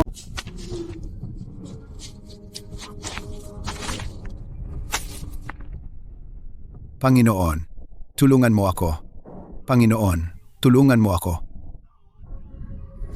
Walang kwenta. Ilang taon na akong nagplano upang tulungan kang magtago sa mga tao. Ikaw pa ang napunta sa ganitong kalagayan ng isang asong palaboy. Panginoon, patawarin mo ako. Palagi akong sumusunod sa iyong mga utos. Linlangin ang Emperatriz. Pahinain ang kapangyarihan ng hari. Halos mahawakan na ang dragon vein ng sangkatauhan. Malapit nang mapunta sa iyong mga kamay. Panginoon. Ngunit biglang may isang demonyo na bumagsak mula sa langit. Demonyo. Iyon ang sanggol ng lahi ng dragon. Napakalakas ng kanyang kapangyarihan. Kakaiba ang kanyang mga pamamaraan. Hindi lang niya natuklasan ang aking tunay na pagkatao. Sinira pa niya ang aking mga taon ng pagsisikap sa korte. Lahi ng dragon. Muli, ang lahi ng dragon. 10,000 taon na ang nakalipas. Ang mga taong iyon na may kaliskis. Ibinilanggo ako rito sa kailaliman na walang liwanag. Nag-antay ako ng 10,000 taon bago dumating ang pagkakataong ito ng pagbabalik ng Primordial Chaos. Panginoon, ang pagbabalik ng Primordial Chaos. Tama, iyon ang butas na ginawa ko sa ilalim ng kailaliman, sa pamamagitan ng puwersa. Basta, madisturbo ang balanse ng tatlong mundo. Makakapag-alsa ako sa gitna ng kaguluhan. Inutusan kitang kunin ang kapangyarihan sa mundo ng tao ay para lamang masipsip ang dalisay na dragon energy ng emperador. Tanging ang dragon energy ng emperador ang makakapagwasak ng lubusan sa sumpang ito. Basta makalabas ka, Panginoon, madaling makuha ang dragon energy ng sangkatauhan. Ang Emperatriz at ang sanggol tiyak na gagawing abo ng Panginoon. Ikaw pa ang magsasabi ng gagawing abo. Ako'y nabihag ng 10,000 taon. Ngayon, ang pagkakataon ay nasa harap na. Ngunit sinira mo ang magandang pagkakataon. Panginoon, huwag kang magalit. Basta, makabalik ako at mabawi ang trono. Handang ialay ang aking katawan para makipagkasundo sa iyo sa pamamagitan ng dugo. Pag-aalay ng katawan? Alam mo ba ang ibig sabihin nito? Basta mamatay ang Emperatriz at ang sanggol. Wala akong pagsisisi. Mabuti. Dahil determinado ka, tutuparin ko ang iyong hiling. Bibigyan kita ng simbolo ng mga sundalong multo para pamunuan mo ang libu-libong sundalong multo. Bumalik sa kabisera at kunin ang kapangyarihan. Ngunit, tandaan mo ang halaga ng kasunduan. Pagkatapos ng lahat, ang buong dragon energy ng Emperatriz at ang kaluluwa ng dragon ng sanggol mula sa siyam na langit para masira ang aking pagkakabilanggo at muling lumitaw sa mundo. Tiyak na gagawin ko ang aking tungkulin. Ang kapangyarihan ng Panginoon ay akin na mga sundalong multo makinig sa aking utos lumabas. Xiao Zetian, maliit na sanggol. Tapos na ang inyong magandang buhay.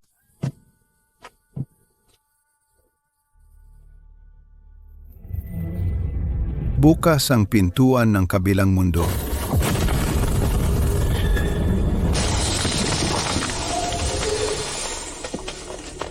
Sige, gawing apoy ang Dajing. Ano ang nangyari? Ganito na ang oras. Bakit hindi pa sumikat ang araw? Malamig ang kamay ko. Parusa ng langit, tiyak dahil sa kasalanan ng emperadora. Nagalit ang langit. Malaking problema ang darating.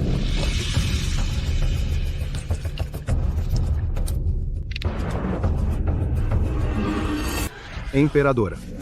3 araw na hindi sumikat ang araw. Ang buong bansa ay nasa walang hanggang gabi. May kakaibang sakit na lumalaganap. Maraming tao ang nasugatan. Maraming chismis, sinasabi ng mga tao. Hindi matatag ang posisyon ng emperadora. Nagdala ng sakuna. Emperadora, maghandog ka agad. Magpasalamat sa langit para wakasan ang sakuna. Magpasalamat? Nagpapalawak ako ng teritoryo. Nagtatrabaho para sa mga tao. Anong kasalanan? Nanay, hindi na kailangang maghandog. Ang langit na sinasabi ng mga matanda, hindi makakapagligtas sa dajing. Shuang Er, ano ang nakikita mo? Hindi sakuna ng langit. Ito ay tanda ng pagdating ng mga sundalong multo. Mga sundalong multo? Ang matandang astuto, ang mga maruming bagay na kinuha mula sa butas. Ngayon, ang unang grupo ay pumasok sa lungsod. Masama ang sitwasyon, emperadora. Nasa lungsod siya. Mga sundalo, sumunod. Tumira.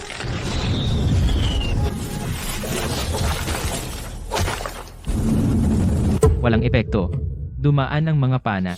Wala silang katawan. Huwag magpakahirap. Hindi nabubuhay o namamatay. Walang kaluluwa o espiritu. Mga armas at apoy.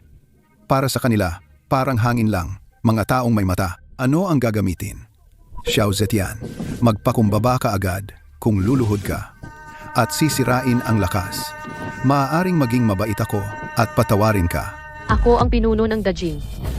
Mas mamatay sa labanan. Hindi magpapakumbaba sa mga demonyo. Labanan. Para sa emperadora, patay.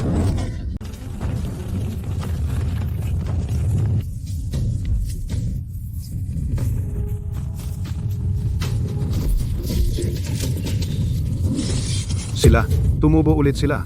Imposibleng patayin. Ito ay hindi nakapangyarihang kayang labanan ng karaniwang tao. Hindi ito labanan. Isa itong massacre. Xiao Zetian, nakikita mo ba? Ito ang iyong ipinagmamalaking hukbo. Sa harap ng aking hukbo ng impyerno, hindi sila katumbas ng mga langgam. Ha ha ha, hindi magtatagal. Pupugutan kita ng ulo at isasabit ito sa pader ng lungsod. Ha ha ha ha. Mahal na hari, umalis na po kayo. Kahit maging abo ang katawan ko, tiyak kong ipagtatanggol kayo. Ipaglalaban ko kayo hanggang kamatayan. Ipaglalaban ko ang Dajing hanggang kamatayan. Ipaglalaban ko ang Dajing. Xiao Zetian, bibigyan kita ng huling pagkakataon. Maaari kang kusang bumaba sa trono ngayon din at lumuhod sa harap ko. O kaya papainin ko ang mga multo sa lungsod at papatayin ang lahat ng mamamayan. Upang ang kabisera ng Dajing ay tuluyang maging isang patay na lungsod.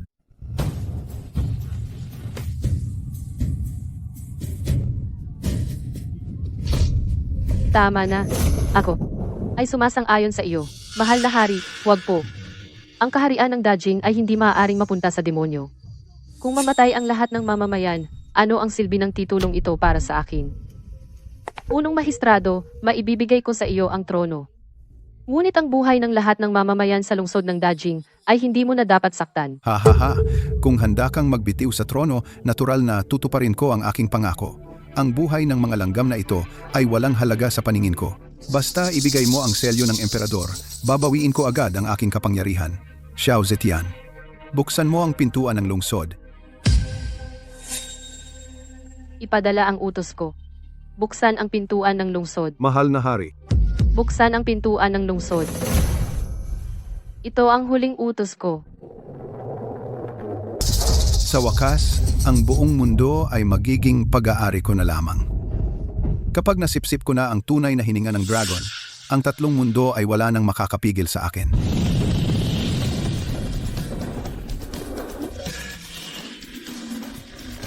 Huwag buksan ang pintuan.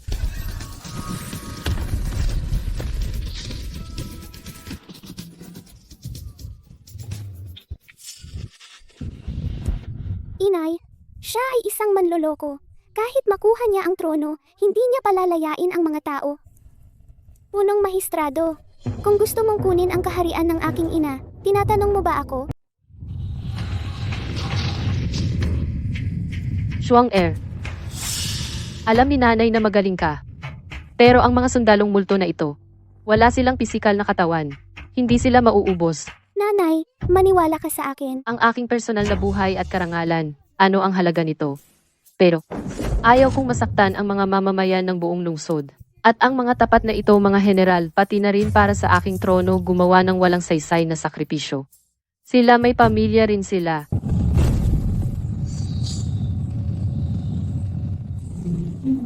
$100,000 tunay na dragon lamang. Maaari ko silang tawagin sa pamamagitan ng pagsipol. Batang walang alam. Kahit malapit na ang kamatayan, nagmamalaki pa rin. Shuang Er, huwag kang magloko. Mabilis kang bumalik sa palasyo at tumakbo kasama si tatay. Lumabas sa pamamagitan ng lihim na daan. Tumakbo ng malayo hanggat maaari. Huwag mo nang intindihin si nanay. Wala na akong pasensya. Samahan kayo sa paglalaro ng ganitong drama ng pamamaalam sa huling sandali. Ngayon, hindi lamang kayo. Ang lahat ng mamamayan sa lungsod ay mamamatay. Walang maiiwan. Sugurin ninyo ang lungsod. Gibain ang kabisera. Ang hari ay namamatay para sa bayan. Ang anak ng langit ay nagbabantay sa pinto ng bansa. Mga sundalo, ngayon, kahit mamatay tayo, ako ay mamumuhay o mamamatay kasama ang kabisera. Patayin! Ilang sundalong multo lamang. Nanay, huwag kang magpanik. Panoorin ninyo.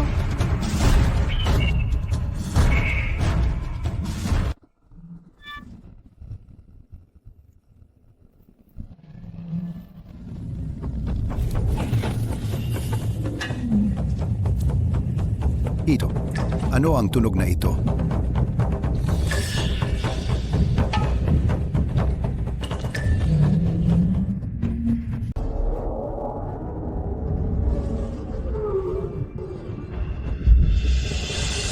Dragon. Parang dragon.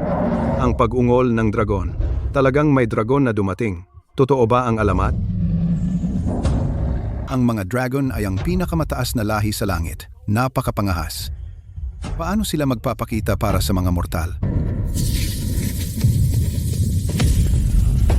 Your Majesty, ang mga pintuan ng lungsod ay hindi na mapoprotektahan. Ipagpatuloy ang paglusob sa lungsod. Buksan ang mga pintuan.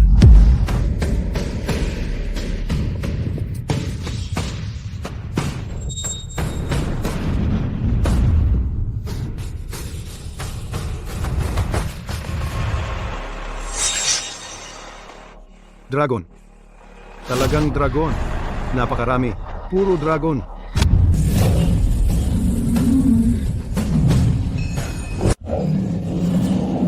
Umaga na. Lumabas ang araw. Dragon. Ang tunay na dragon ay dumating para iligtas tayo.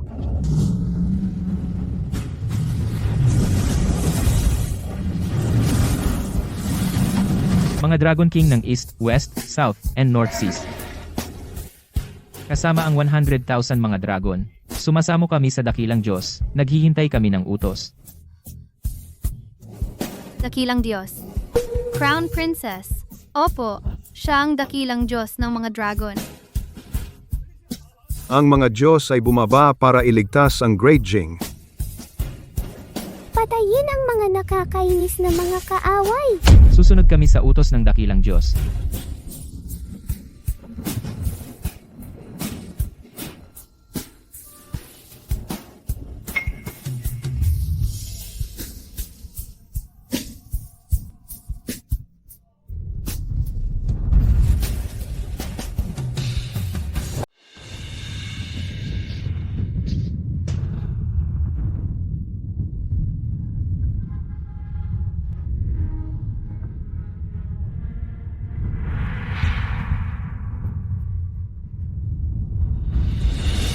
Wala na. Lahat wala na. Xiao Zetian. Bata. Dahil hindi ninyo ako binibigyan ng pagkakataong mabuhay, ngayon ako ay makikipagpatayan sa inyo. Sanyang.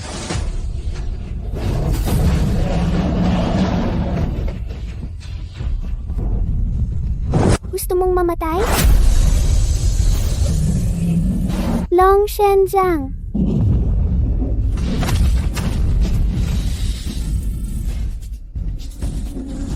Masama.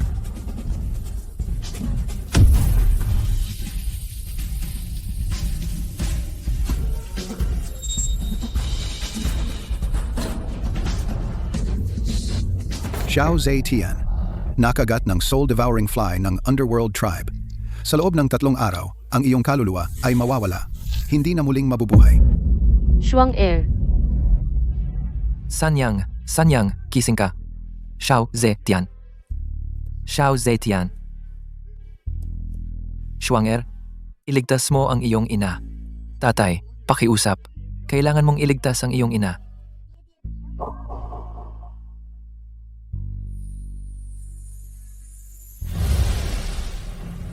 Naku, hindi lang ito lason. Ang masamang enerhiya na ito, galing sa kalaliman ng underworld. Kinakain nito ang dragon energy ng ina. Shuanger, kumusta? Ang langaw na sumisipsip ng kaluluwa, gawa ito ng hari ng impyerno mula sa kanyang dalisay na dugo, lubhang nakamamatay. Patuloy itong sumisipsip sa laman at dugo ni inay at sa enerhiya ng tunay na dragon. Kung hindi ito maaalis agad, sa loob ng 3 araw, hindi lang si inay ang mamamatay. Ang hari ng impyerno ay lalakas pa dahil sa enerhiya ng dragon. Ano ang dapat nating gawin? Ang gumawa ng problema, siya rin ang makakalutas. Ang sumpang ito, tanging ang kaluluwa ng hari ng impyerno ang makakapawi. Ang hari ng impyerno. Mukhang kailangan kong pumunta sa kailaliman ng impyerno at harapin ang daga na nagtatago sa kanal. Shuanger, sasama ako sa iyo, ang kailaliman ng impyerno. Mula pa lang sa pangalan, mapanganib na lugar.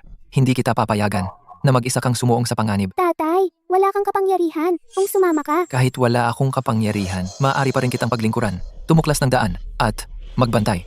Sa madaling salita, hindi kita hahayaang mag-isa sa panganib. Ang inyong kamahalan, Panginoon, maaari kayong magtungo nang walang alala. Sa korte, nandito naman kaming mga matatandang ministro. Gagawin ko ang lahat ng aking makakaya upang panatilihin ang katatagan ng kaharian at pangalagaan ang trono ng Dajing. Hihintayin namin ang ligtas na pagbabalik ng inyong kamahalan at ng Panginoon. Punong ministro, sa iyo na ipagkakatiwala ang lahat dito.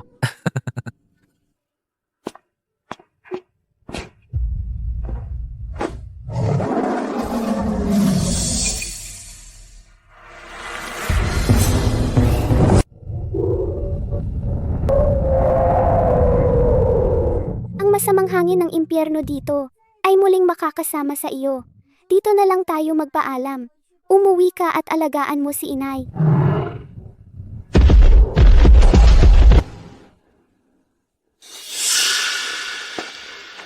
Shuanger, ikaw, natatakot ka ba?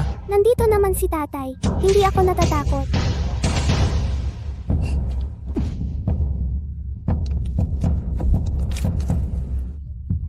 Habang nandito ako, walang sino man sa mundo ang makakasakit sa iyo.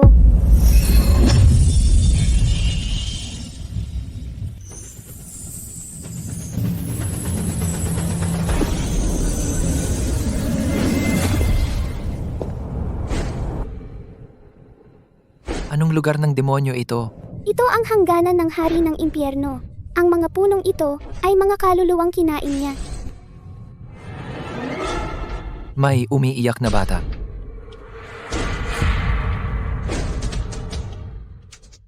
Tatay, huwag kang pumunta. Ito ay isang bitag. Tatay, Shuang, tumakbo ka. Huwag mo akong intindihin. Tumakbo ka na. nagpapakita ng kutsilyo sa harap ng panday.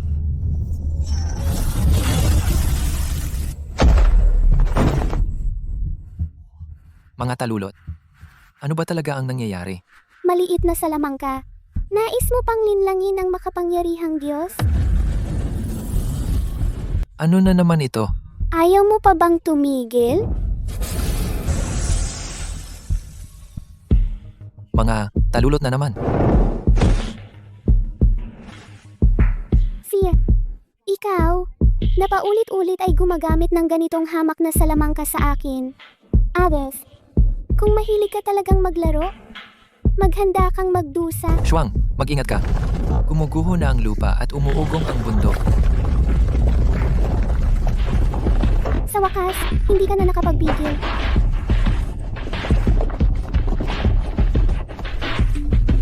Shuang?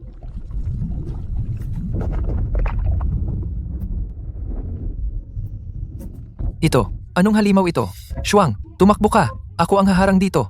Umalis ka na. Tatay, huwag kang matakot. Isang isdang buto lang na nabubulok.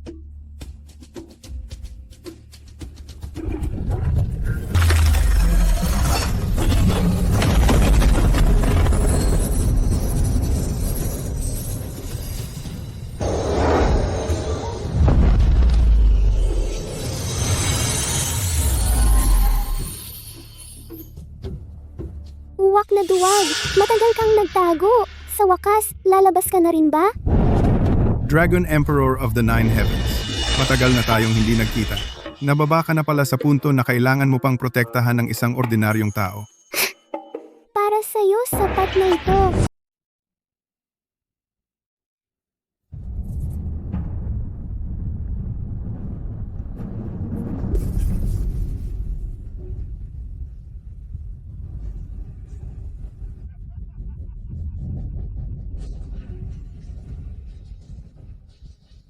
Noong araw, pinagsama-sama mo ang buong kapangyarihan ng lahi ng dragon upang ikulong ako rito. Ngayon, ikaw ay naging isang sanggol na hindi makahawak ng maayos sa bote. Kung makakapaghawak ako ng bote o hindi, hindi mo na kailangang mag-alala. Basta't mahawakan ko ang buhay mo, sapat na. Ikaw. Napakayabang mo. Ang iyong kaluluwa ng dragon ay humina ng husto. Ang pagkatao mo ngayon, sa paningin ko, ay parang tupang handang katayin.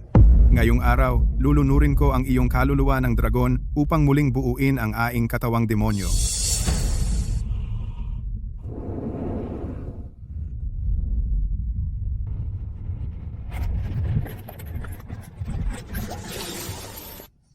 Tatay.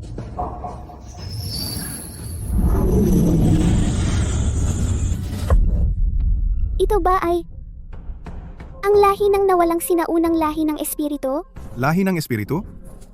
Ang lahing iyan na nalipol na sa digmaan ng mga Diyos at demonyo sa nakalipas na 10,000 taon? Kaya pala kayang tiisin ni Dodo ang kidlat ng dragon at hindi mamatay? Kaya pala, bilang isang lalaki, kayang magdalang tao at mangitlog ng dragon. Ang dumadaloy pala sa katawan ni Dodo ay ang pinakadalisay na dugo ng espiritu sa mundo. Shuangger. Ano ang nangyayari sa akin? Ano naman kung lahi ng espiritu? Kung kusang dumating, lulunurin ko rin ang dugong ito at ang kaluluwa ng dragon ng sabay-sabay.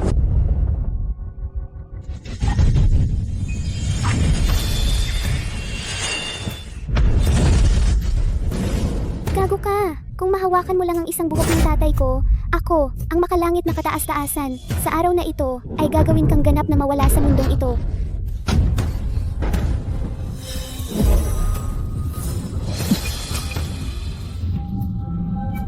Diyos ng dragon, pandagundong na suntok. Shuanger, ayos ka lang ba? Hindi ito ang tunay na hari ng impyerno. Ito ay isang katawang pansamantala lamang na gawa sa masamang hangin.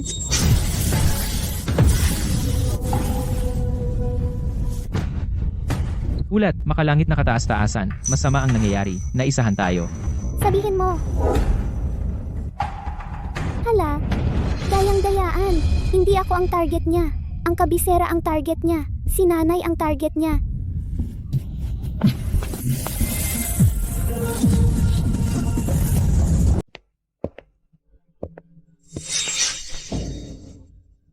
Punong ministro, ang katawan ng inyong kamahalan ay mahina. Ang lakas ng loob mong umakyat ng walang pahintulot. Ito ay paglabag sa 3 batas. Paglabag? Ang babaeng iyon, si Xiao Zetian, ay matagal nang tinamaan ng langaw na sumisipsip ng kaluluwa. Sa ngayon, malamang natunaw na pati ang kanyang kaluluwa. Ako? Ang langit. Mga taksil, Mula ngayon, ang Dajing ay papalitan ng pinuno. Ang sumusunod sa akin ay giginhawa. Ang lumalaban ay mamamatay. hinding-hindi ako susuko kahit mamatay man. Ganito ka manira ng bansa at magpahirap sa mga tao. Ikaw, Ang ingay mo!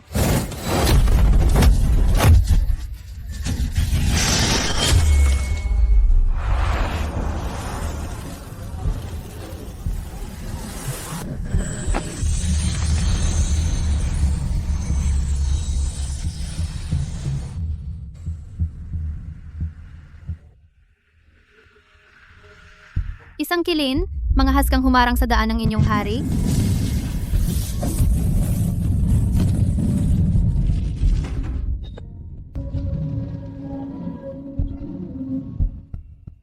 Yamang gusto mong magtangka? Ang inyong hari ay, bubunutin muna ang iyong litid na kilin.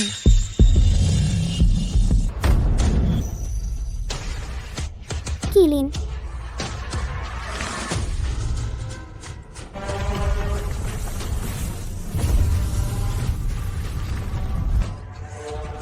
Kataas-taas ang Panginoon. Ayos lang po ba kayo?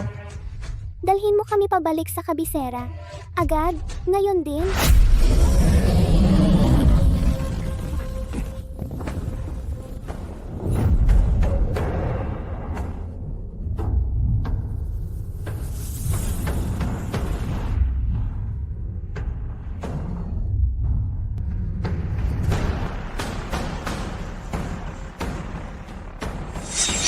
Shuang-er, bakit ka naging maliit?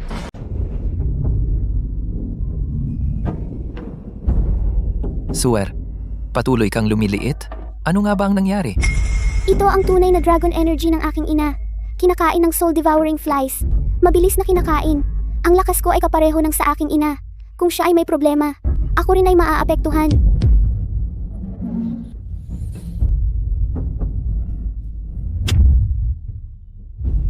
Ano ito? Seizure Array. Gamit ang 490,000 katao, buhay na kaluluwa bilang gabay, itinatag ang pinakamalaking evil array sa mundo. Paano tayo makapasok? Kapag itinatag ang array na ito, hindi mapasok sa loob o labas. Matibay.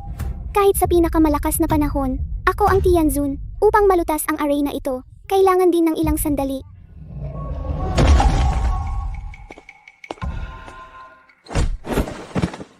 Tangga, para sa isang taong malapit sa kamatayan.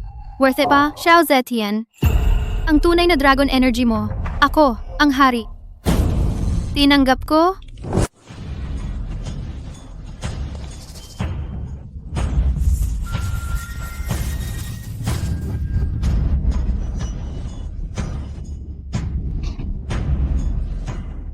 Ano ang nangyayari? Password lock. Ausu, ang batang ito. Nag-iwan pa ng ganitong trick.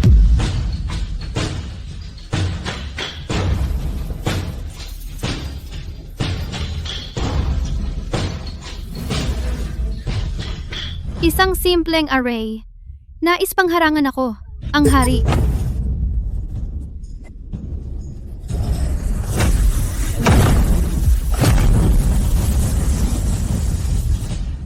Tingnan ko kung gaano katagal ang iyong pagtitiis. Gaano katagal?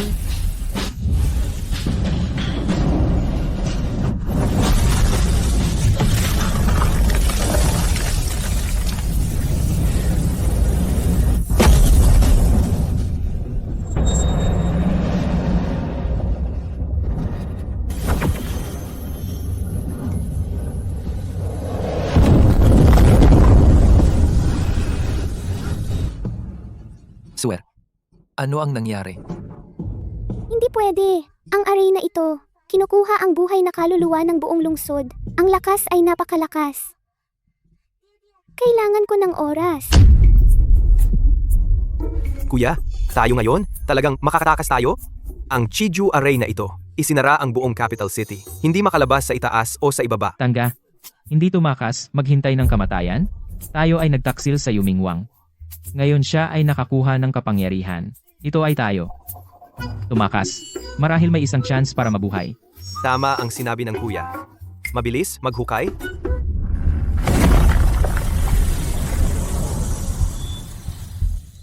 Nahukay na. Tayo ay lumabas.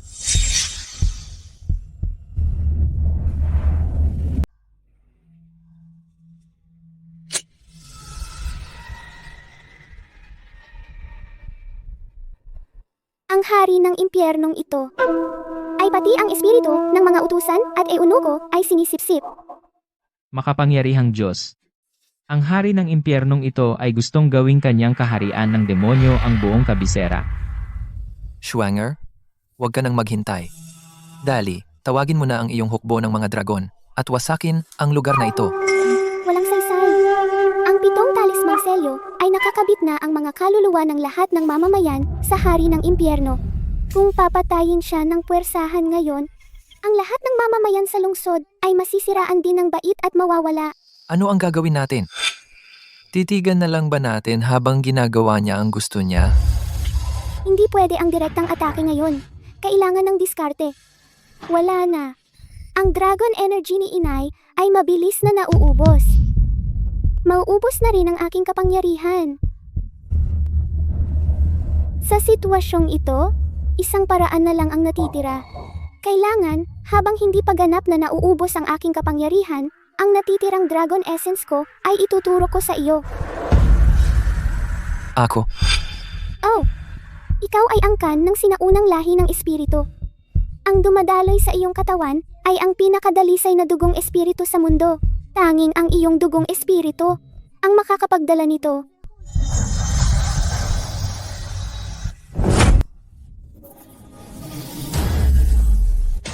Manatiling kalmado.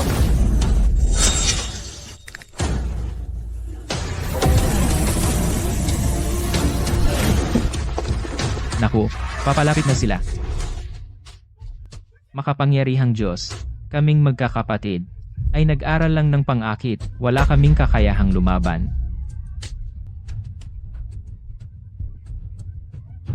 Huwag kayong magpanik. Narito ang aking ama. Schwanger. Ang lakas na ito. Hindi ko makontrol. Ama, kaliwang kamay, posisyon ng tiyan, ibuhos ang lakas. Kaliwang kamay, posisyon ng tiyan. Ito. Pwede pala yon? Ama, huwag tumigil. Kanang kamay, posisyon ng kun, pormahan bilang palakol. Palakol? Paano ko ipoporma? Talaga namang, isang nakakatuwang palabas ito. Nakakatawa talaga. Jutian Longzun, ipinagkatiwala pa ang pag-asa sa isang taong ni hindi kayang kontrolin ang sarili. Huwag kang matakot. Makinig ka sa akin. 3 hakbang pakaliwa. Posisyong Jen, gawing espada ang iyong espiritual na lakas.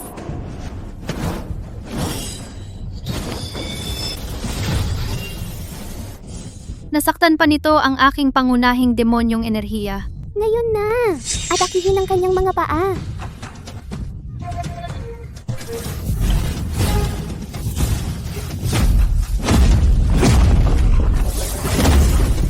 Ang lakas ng loob mong ipilit ako sa ganitong kalagayan.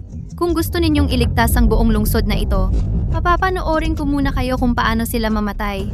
Sumpang dugo, pumutok. Masamang tao! Ang lakas ng loob mong saktan ng aking mga mamamayan.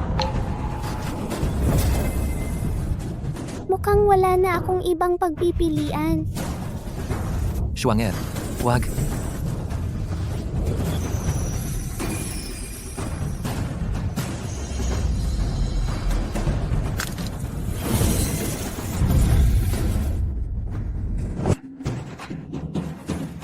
Schwanger?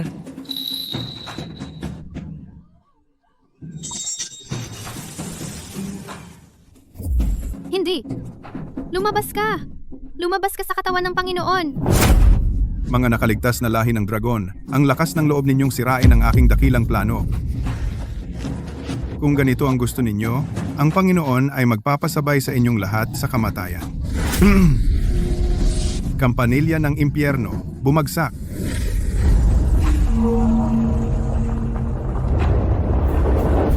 Huwag ninyong sasaktan ang aking asawa at anak.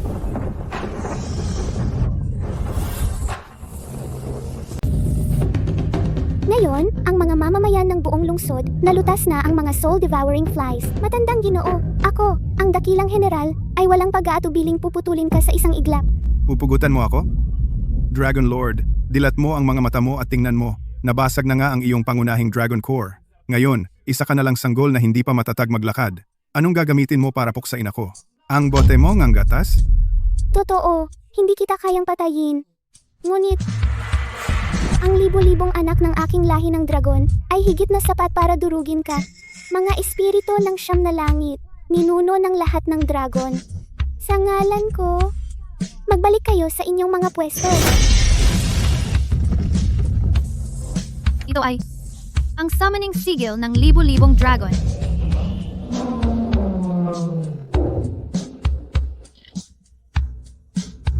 Nakikiramay kami sa aming Panginoon. Ang lahi ng underworld ay dapat lipulin. Dragon Lord ng Siwang Langit. Akala mo ba talaga na ang mga hayop na itong may kaliskis ay makakapigil sa akin? Kung gusto mong maglaro, sasamahan kita hanggang dulo. Ang halimaw na ito, bakit napakalaki na? Sinunog niya ang 1,000 taon ng kanyang kapangyarihan. Ito ay para putulin ang buntot upang mabuhay, upang makipaglaban sa amin hanggang kamatayan. Salot, handa ka ng mamatay.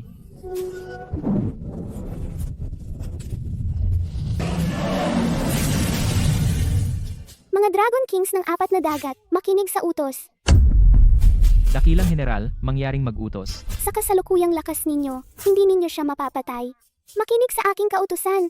Buksan ang inyong mga anyong dragon. Ilipat ang lahat ng inyong kapangyarihan. At pansamantalang itanim lahat sa loob ng katawan ko, ang dakilang general. Ngunit dakilang General, ang katawan ninyo. Wala ng oras. Bilisan ninyo. Mga dragon, makinig sa utos. Tulungan ang dakilang Dakilang general na puksain ang demonyo.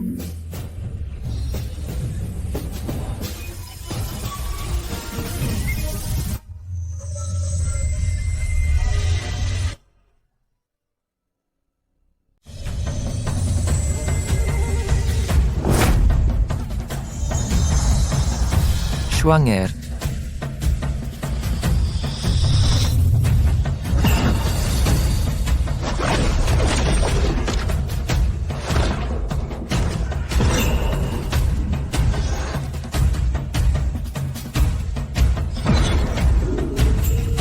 Yinming Yuching, hinayaan mong makialam sa mundo ng tao?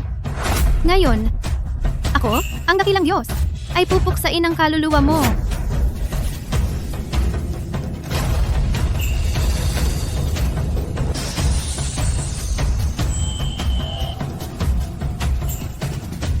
Hindi.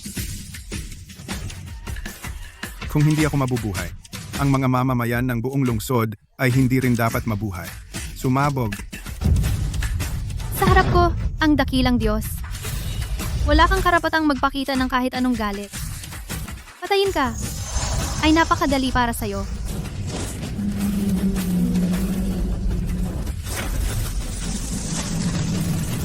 Pumasok sa Tower of Demon Suppression at magdusa sa apoy ng Red Lotus Karma magpakailanman. Ang tanging hantungan mo.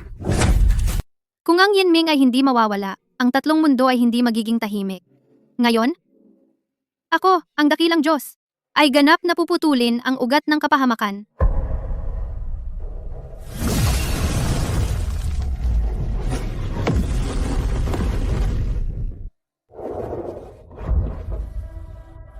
Schwanger,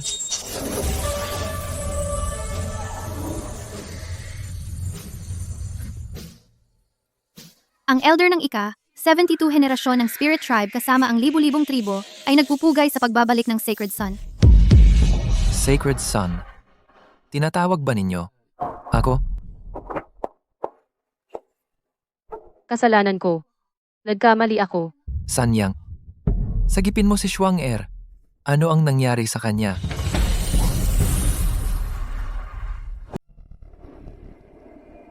Nawalan ng malaking bahagi ng kanyang kapangyarihan ang kataas-taasang Diyos, kaya muling naging itlog ang kanyang anyo. Mukhang, kailangan niyang muling sumipsip ng dragon energy ng Emperatrice para siya ay gumaling. Paru-paro, huwag kang tatakbo. Sanyang. Tingnan mo si Schwanger. Ngayon, sino pa ang makakaalala na siya ang makapangyarihang Diyos sa dragon ng siyam na langit na kinatatakutan sa tatlong mundo? Munting Schwanger. Bagamat pansamantalang nawala ang kanyang dakilang kapangyarihan, nagkaroon naman siya ng kaunting kaselangahan na nararapat sa isang bata.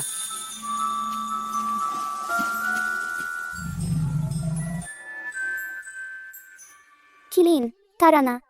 Tayo'y maglibot sa ating kaharian.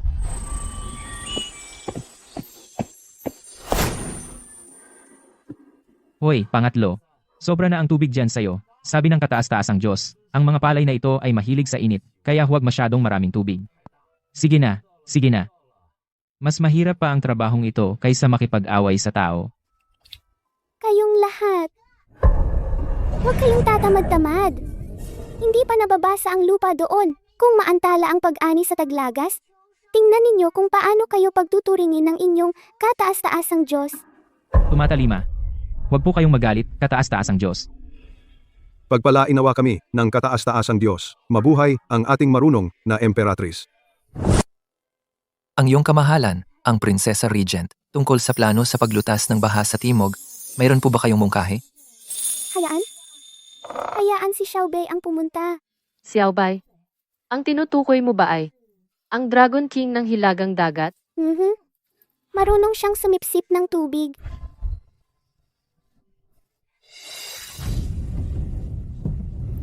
Makinig kayong lahat sa aking utos. Simula ngayon, ang sistema ng harem ng Dakilang Zhou ay tuluyang pawawalang bisa.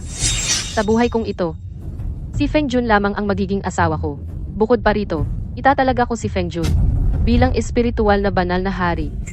Magtatamasa siya ng kapangyarihan sa pagre-regente. Kasama ko, magiging pantay siya sa pamamahala ng kaharian at maghahati kami sa pangangasiwa ng lupain. Mabuhay ang inyong kamahalan. Mabuhay ang banal na hari.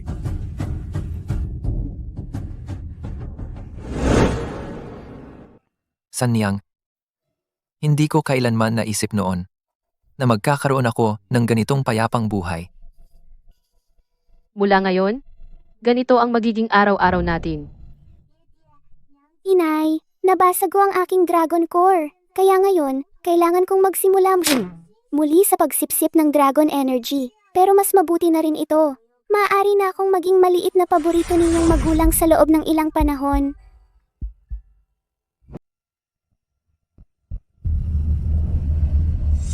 Anong nangyayari? Masama ba ang pakiramdam mo? Hindi ko alam kung bakit, ang tiyan ko, kakaiba ang pakiramdam ng tiyan ko.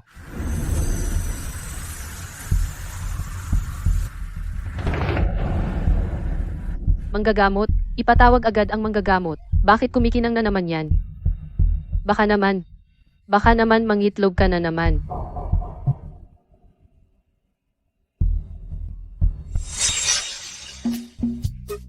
Nanay, huwag kang magpanik. Lalaki ito. At saka, pilak ang kulay ng itlog ngayon.